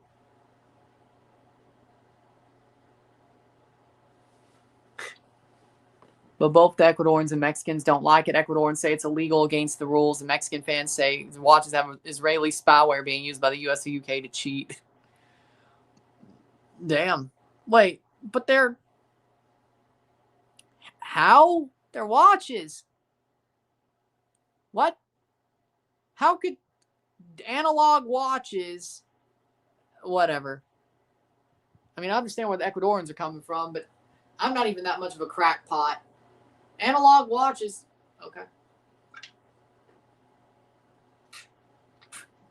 Besides, you can't wear the watch while you play or train, so what exactly are they gaining from this? Exactly. Like, I'm a crackpot, but I ain't that much of a crackpot. Like, that's crazy. Like, what exactly are they going to gain from this? Like, you can't wear the watch during the game or during practice, training. So, what is the spyware going to relate? Oh, this... You ain't going to wear it when you're sleeping either. What, is it going to say how long the Mexican player was out partying or some shit?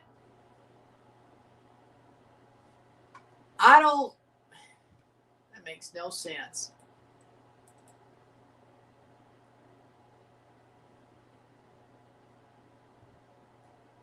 Makes no sense.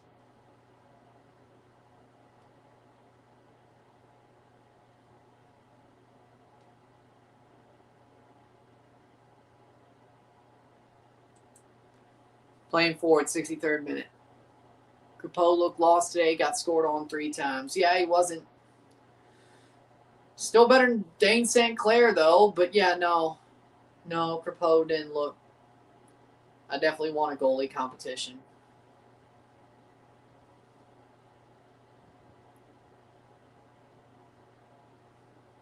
Playing forward. Oh.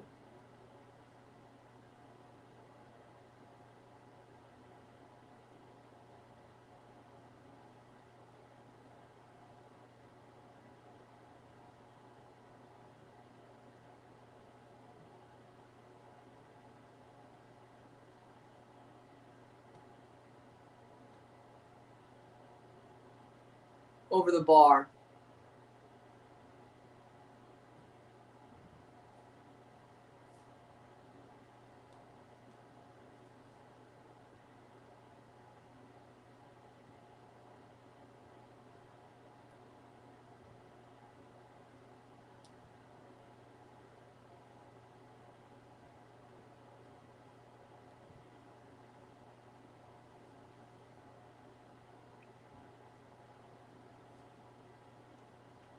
'64th minute.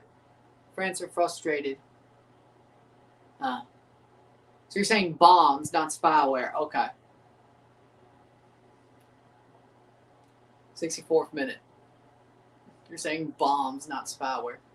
That doesn't sound like spyware to me. That sounds like a bomb.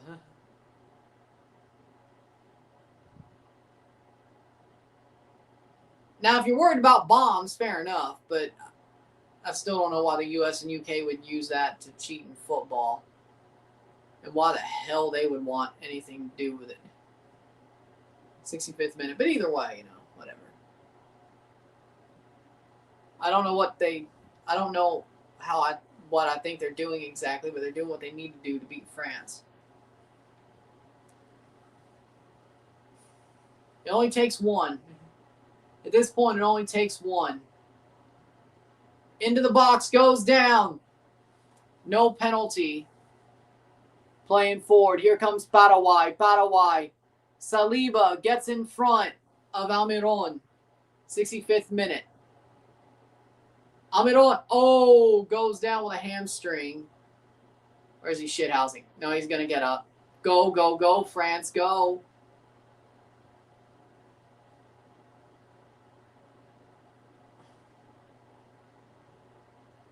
And Doué's down as well.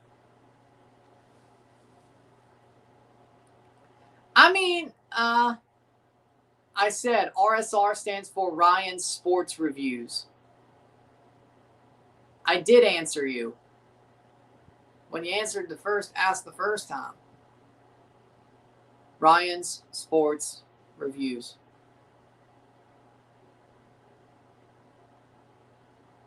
That should be a penalty. VAR check for a penalty for France. I mean, I think it is. I think it is. I think it is. I think France gets a penalty here. Go into the monitor. Go into the monitor for France. I think it is. It will be a penalty. I think it is. Possible penalty. I mean, he got the leg, not the ball. Gomez got Doué's leg, not the ball. That's a penalty straight up. Studs on foot, it's Stonewall. They're saying he initiated contact, though. Studs to foot. Studs in. Studs in. What is he supposed to do when he has the ball and he's going forward and he gets his leg, he has a leg stuck out at him? It's a pen, in my opinion.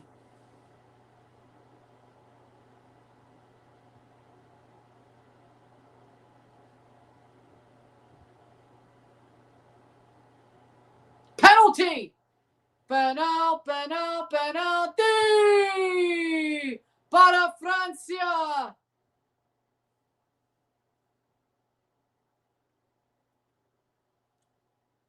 Well, they better score this. Who do you think Argentinians are most likely to root for, England or Mexico?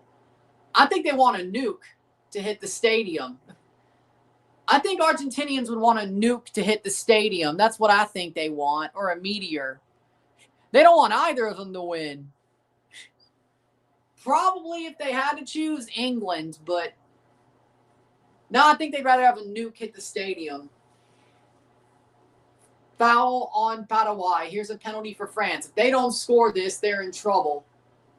Dembele. Dembele to take the penalty? Or is it going to be Mbappe?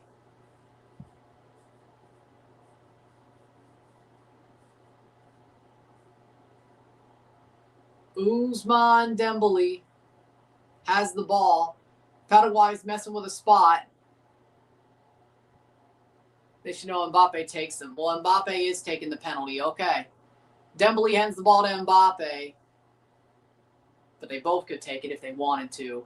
And the goalie's just standing over Mbappe. Okay. 69th minute. I mean, you wouldn't throw away a chance for Mbappe for Dembele. So, understandable. 0-0 in the 68th minute. Mbappe to take a penalty. This will probably win the game if he scores. And Paraguay's fucking with a spot. Oh my god. I think Dembele would be a second pen taker. Wouldn't surprise you if he saved it, though. I mean, Orlando Gill's on fire today. He's on fire. He's playing the game of his life. If he saved it, I wouldn't be surprised. Mbappe, penalty shot, goal! 1-0 France! Mbappe scores! 1-0. 0-1. Kylian Mbappe scores the penalty. Sends Gill the wrong way.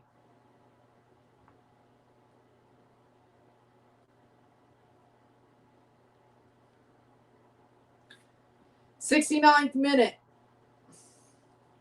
0-1, 0-1.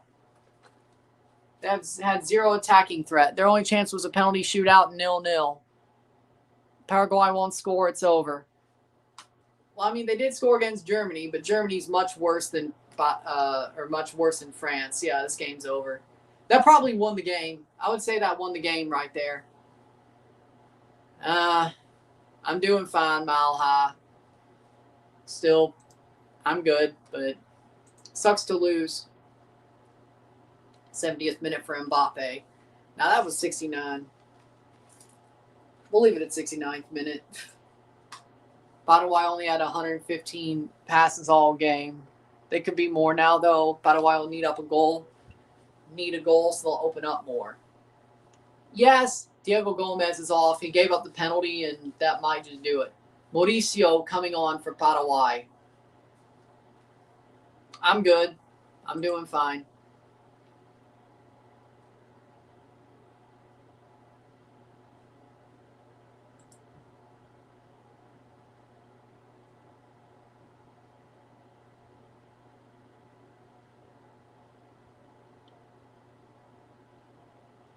Prediction for F1 tomorrow.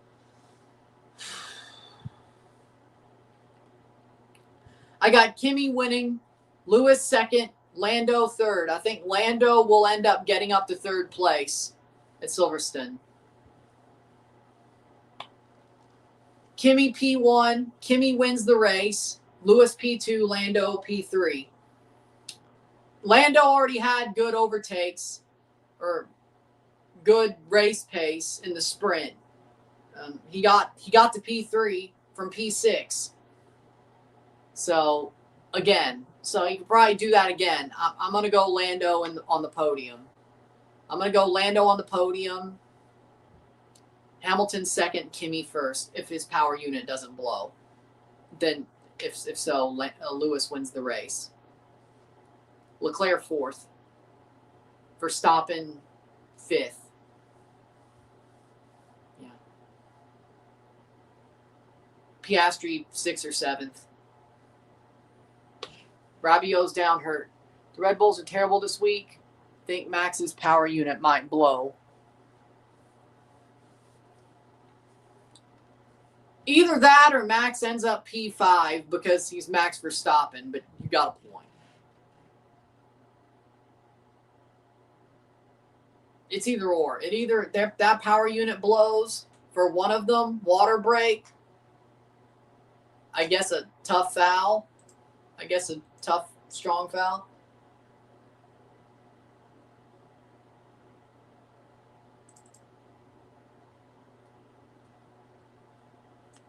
Oh, Christian Lundgaard got pole at Mid-Ohio in IndyCar.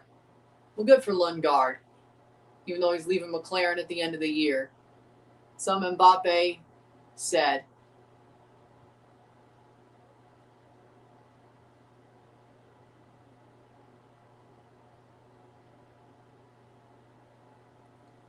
As long as he didn't cover his mouth, he'll be fine.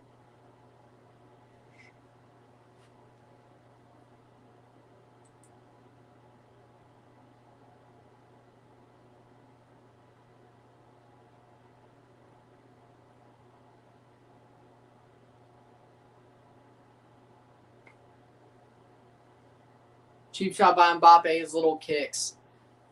Nothing big. Cheap shot. Well, I hope he doesn't get a red card for it.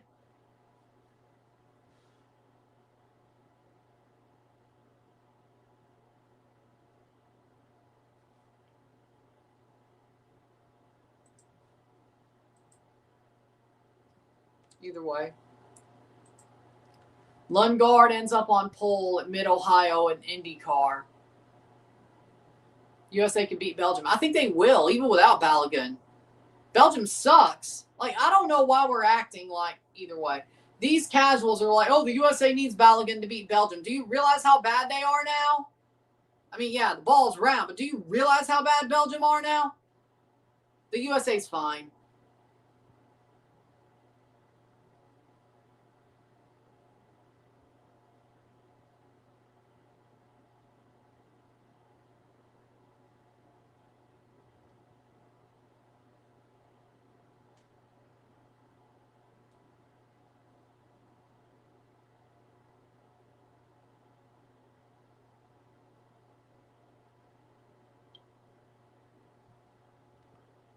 Balogun's out for this game, the next game, yes.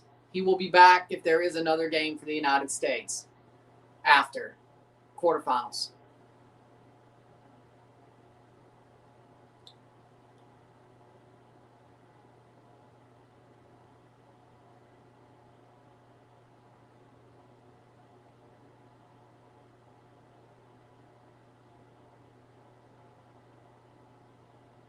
Oh, he got sent off, yeah. But it was only one suspended. They didn't extend the suspension because they knew that would have been wrong. Either way.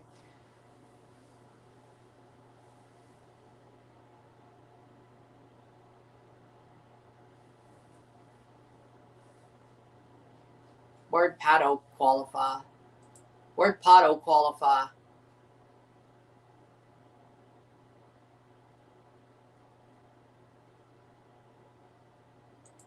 Either way.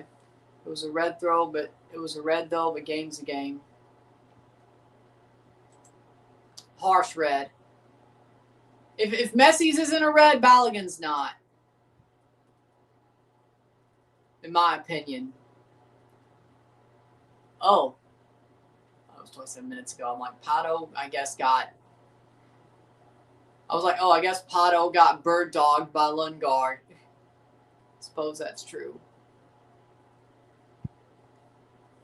Damn, that sucks. Like, that pisses, that hurts, man. Whenever you end up getting pipped in qualifying, they did to Mbappe what he did to them.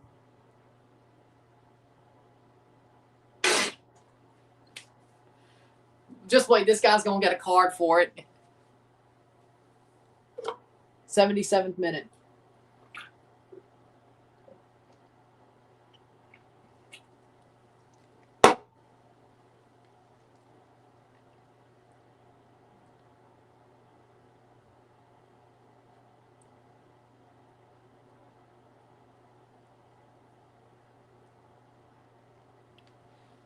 '77th minute.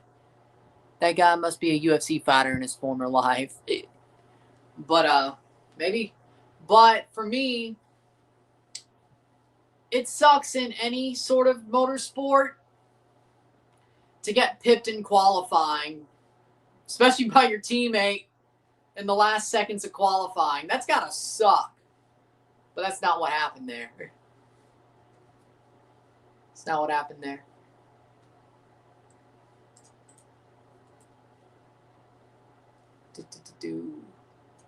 Mid-Ohio qualifying updates. There we go.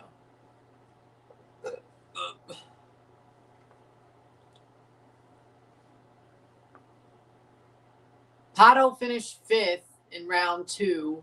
The Fast 6, Pato was 2nd. 78th minute. Pato Award qualified P2 in IndyCar at Mid-Ohio. Lundgaard P1, Will Power P3, Malukas P4, Rasmussen P5, VK P6. Wait, what? VK P6. What the hell happened there? No way.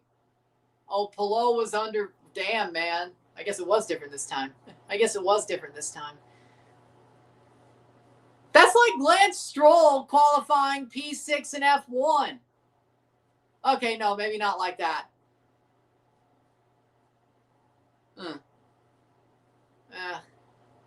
That's more like Pierre Gasly qualifying P6. Or Colapinto. Or Fandango Cappuccino. Fandango Cappuccino qualifying P6. That's actually the good one. That's actually a good one, yeah. Renus VK qualifying P6 in IndyCar is like Franco Colapinto Fandango Cappuccino qualifying P6 in F1. It's not going to happen. It shouldn't happen. 80th minute.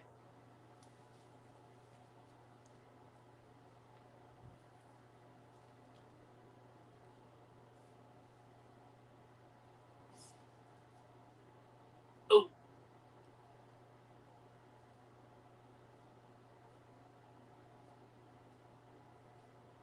Okay.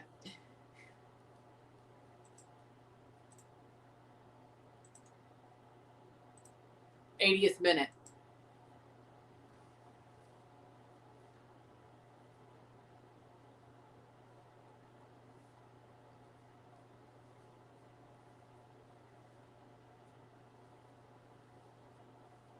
Playing, Magnan has the goal kick, plays it forward. And Dembele just doesn't even try to corral the ball. You could have kept it in, man. You could have kept it in.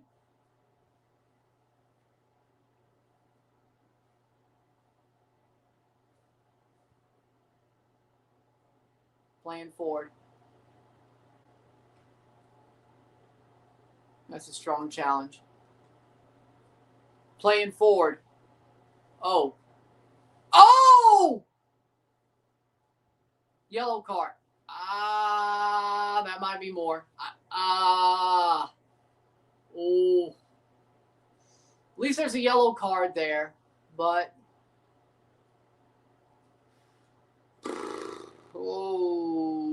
looks less in slow-mo. Well, you can't make a VAR decision off slow-mo if there was VAR. So, do with that what you will. Or at least you shouldn't be able to, but that's exactly what they did to Balogun.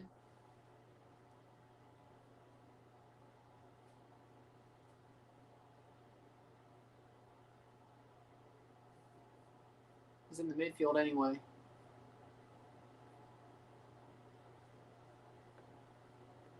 Saved. Kone tackle wasn't as bad slow-mo. Yeah.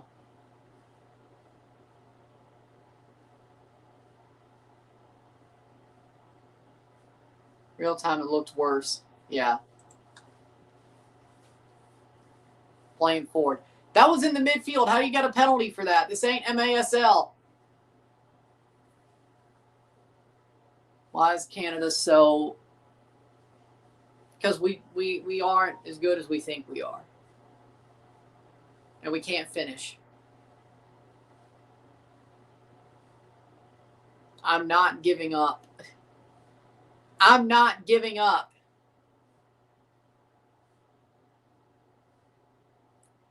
Maybe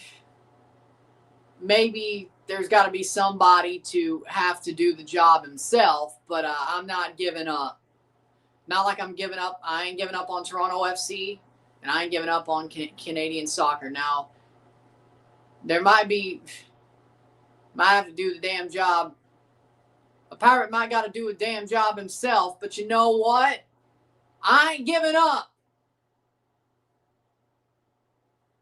We deserve better. We can be better. We will be better. I ain't giving up. No, I ain't giving up. I hate watching them be shit, but I ain't giving up. Because one day we will be good. Because one day the right choice will be made and the right call will be made, and then we will be good. And from there on, well, you better hope that right call doesn't get Alzheimer's or get sacked. I don't expect that right call to get sacked, but you better hope that right call doesn't end up getting Alzheimer's. Don't know exactly what you're going to do when that right call dies in the seat like Mike Leach did at Mississippi State, but you know what? That ain't none of my concern. The right call be gone. That ain't none of my concern. 84th minute. Cherokee is on.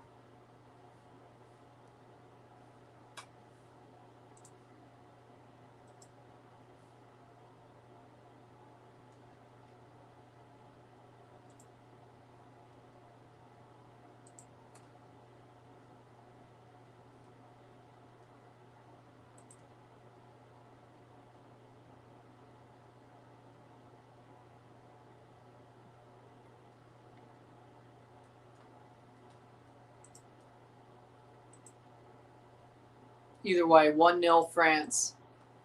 Let's see what's going on over here.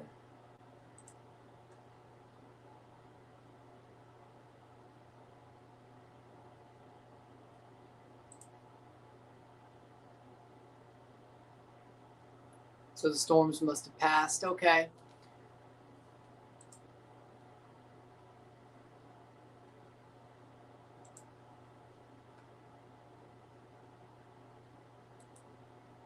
Dictator Mbappe making sure his team wins. Oh. It's just a win threat. Doesn't matter. Okay.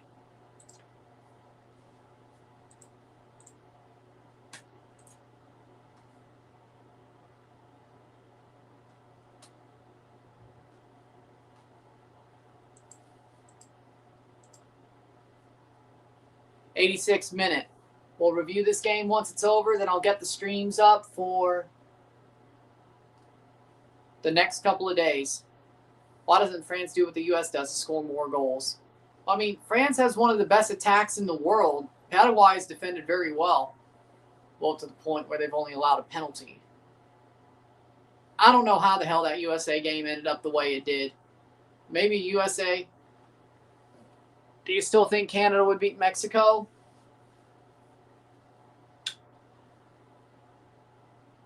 Well, the team that played the World Cup, no. No. If we get Flores back and we get Kone back, it's going to be a tough match, but I'm not saying we're the favorite, that's for sure. But we could win that.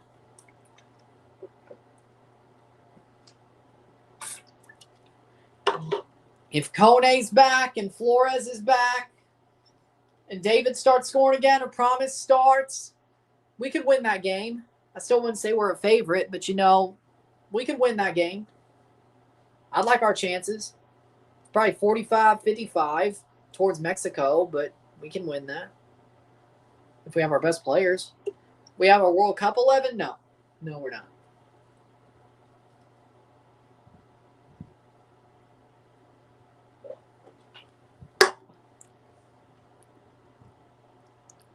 Well, you think Mbappe and Doué and Dembele could do the same.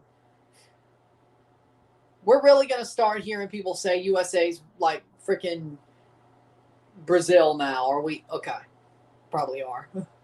88th minute. Lord.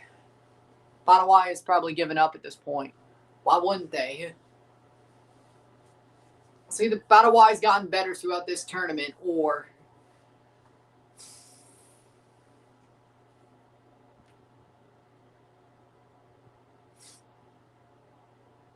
Enzo Fernandez is not going to Real Madrid.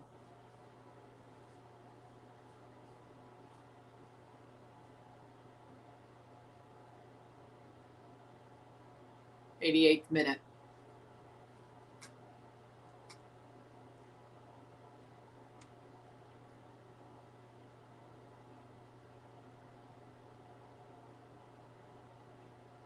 Playing forward. France. Shot! What a save by Gill! Just pass the ball, Mbappe. He's the dictator. Why would he pass the ball? Well, you know what? Max Verstappen going from the pit lane, he could still finish P5. If they change the power unit, he could still be P5 because that's just what Max does. 89th minute. He did it in Australia,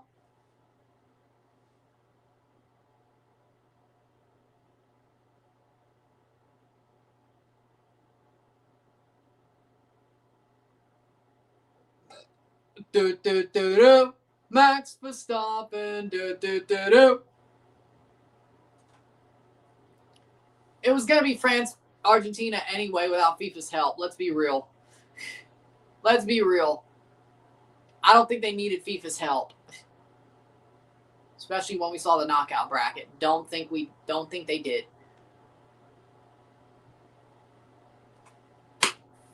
The penalty call was BS. No. It was a penalty. Studs into the foot. Trips the guy. Saved by Maignan. Mauricio's shot saved by Maignan.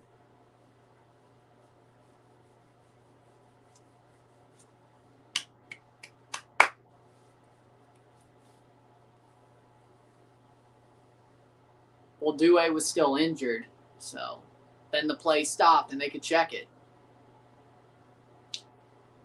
90th minute, goes down. Advantage played, Paraguay. I swear to God, if Paraguay score on this. 90th minute, how much stoppage time? Probably 6 or 7 minutes, probably. I couldn't even see the board. 10 minutes? How? How is it 10 minutes? How? You gotta be kidding me. Just the VAR call? What else was there? 10 minutes? Infantino's bored.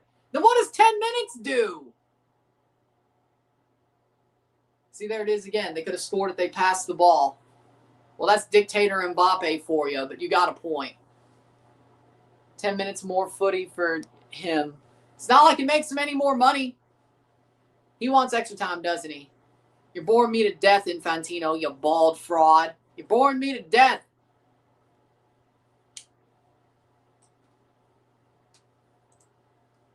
You're boring me to death.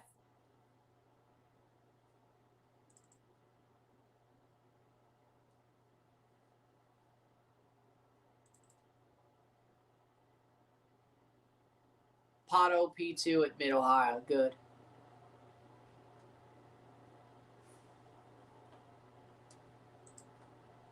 $92 minutes.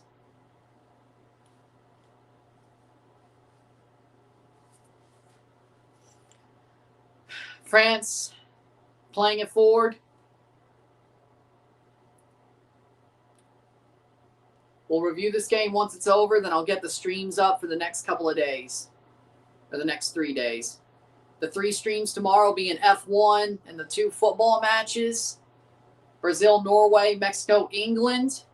The 2 quarterfinals on Monday being Spain and Portugal and USA, Belgium. And then the Tuesday quarters, Argentina versus Egypt and Switzerland, Colombia. 3 lives, 3 reviews tomorrow, 2 lives, 2 reviews on Monday, and 2 lives, 2 reviews on Tuesday. Wednesday, we have a Forge Can Champ game.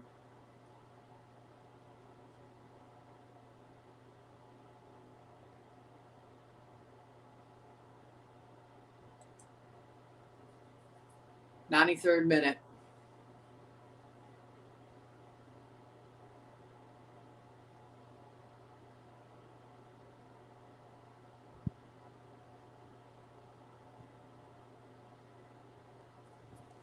'93rd minute.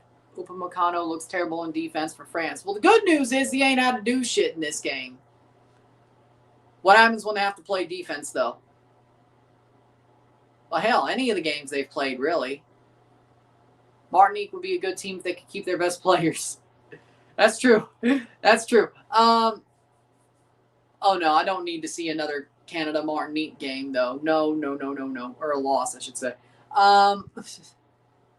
Don't put that voodoo on me. Is Croatia's golden generation over? Of, like, being a top 4 team in the world? Of, like, going deep in World Cups? Deeper than quarters? And Euros? Yeah. I thought it... Yeah, it's probably over. But when you lose Modric, that's a lot. But I don't think Croatia's going to fall off as bad as you think. But for them, let's put it like this. I think Croatia's still going to be very competitive. Because that's what they are. Losing a player like Modric, which is your country's best player ever, next to Davor Suker, or above him, but that's 1-2. You don't have that anymore. And the guy you thought would be the regen didn't end up being the regen. Lovro Meyer. But they'll figure something out. They will be competitive. Do I think they'll be a better than dark horse? Do I think, because right now, Croatia's not a favorite, but they're not a dark horse. They're in the mix. I like to call that in the mix. Now that Modric is gone, and the older players are getting older, and Perisic is getting older, and right. But you still have young talent. You have young talent. They'd have young talent, though. That's the main thing. I'd say they're a dark horse. They're more in dark horse tier now. But they could still be in the mix, but they have to prove it. But I'm not going to sleep on them. Croatia has a platinum generation now. Luka Vuskovic should have played at center back every game. He'll be the most expensive player within a year. But I think they're on the edge of in the mix, but I need to see them prove it. Like, I need to see Croatia prove it with the current generation without Modric at the next Euros. I need to see them prove it. I need to see them get to a Euro semifinal without him. I think they're competitive. I think Croatia's still going to be competitive. I still think they're going to go into the knockout stages every time. Every tournament, or the bulk of them. Header. Playing forward. Here comes France. 96th minute. Here's a chance. Mbappe. Mbappe shot. Saved by Gill. Rebound. Oh, another save. 10 Bell. Save from Gill. That's how the U.S. scored against Paraguay. Sometimes that's how the cookie crumbles. 96th minute. But again, I believe Croatia won't fall off that far. Like, there's golden generations that fall off. Belgium is that. Croatia will not be Belgium. That's what I'm going to say. Croatia is not Belgium. Croatia is a very competitive side, and they were competitive even without even hooking Modric early. Which player was the biggest flop and what team was the biggest flop? Biggest flop player, I'm going to be biased here in a bad way, Jonathan David. Jonathan David was the biggest flop player, straight up. Biggest flop team, Turkey. Jonathan David. Only thing that Belgium at least made the knockout stage. Turkey didn't. Turkey was, nobody calls Belgium the dark horse anymore. Turkey, they do. Baturina and the cousins are all young and dominating. They dominated Portugal. They'll do it without getting penalty shots. Baturina is a damn good player, I got to say. Yeah. That's a guy you got to build around. I think without Modric, you have to build around Baturina. I agree. He's damn good. He's damn good. He's damn good, I suppose. Corner for Paraguay, 98th minute. It's not over yet. Player down.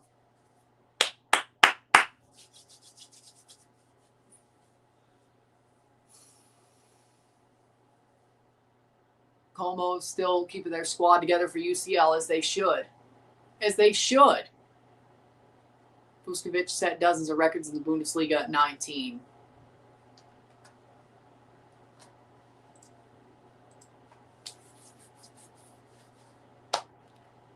As I said, Croatia is going to be competitive. I need to see this new generation, the platinum generation, get to a quarterfinal and put up a good fight or get to a semifinal of the Euros before I say they're still in the mix. So for now, y'all are dark horses. But I'm not sleeping on y'all. It's just that y'all have opportunity. You have I wouldn't say a ceiling, but you have very high potential with even this current or this new upcoming generation, or the generation that played at the World Cup, sans Modric. The question is can I give that much respect? Morocco wasn't a dark horse after they went to the AFCON final. What are you talking about? You make, that's what I was saying with Croatia. They made two straight third place, or they made a final and a third place game in two straight World Cups. That's not a dark horse. That's in the mix. Morocco's in the mix. They were in the mix after they made that semifinal and then went to an AFCON final and won the AFCON. 99-30.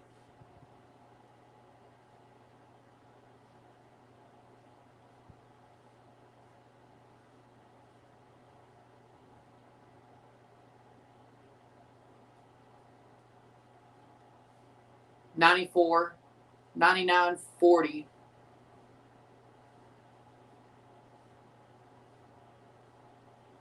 They're in the mix. If not a contender, but definitely in the mix.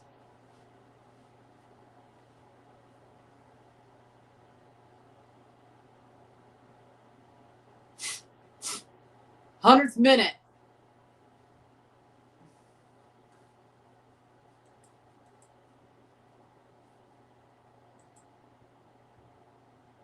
Full time. France wins 1-0. 0-1. Esta noche. With that being said, if you like this stream, like it, share, subscribe. You know what it is. Tell your friends. Hit that like button. Hit that subscribe button. Hit that bell notification once subscribe. Hit that hype button to put stuff in the algorithm. Hit that join button to become a member. Hit that subscribe. Hit that super chat button to send some chats on live streams. Comment on this video. Put this in playlist. Share with friends and family. All that great stuff. I'll see you within the hour for the review of this match. And then tomorrow morning at 9 a.m. Just came to watch the match. Can you believe it was just 1-0? I can't believe it. But Paraguay played very good defense. France couldn't break them down, except for the penalty. Tomorrow I'll see you at 9 a.m. for the Formula 1 British Grand Prix live RSR. I'll see you at 3 for Brazil, Norway, live RSR, and then 7, maybe. If I know the rain delay is going to happen, maybe I'll push it back a little bit for Mexico versus England, live RSR tomorrow. So there's that.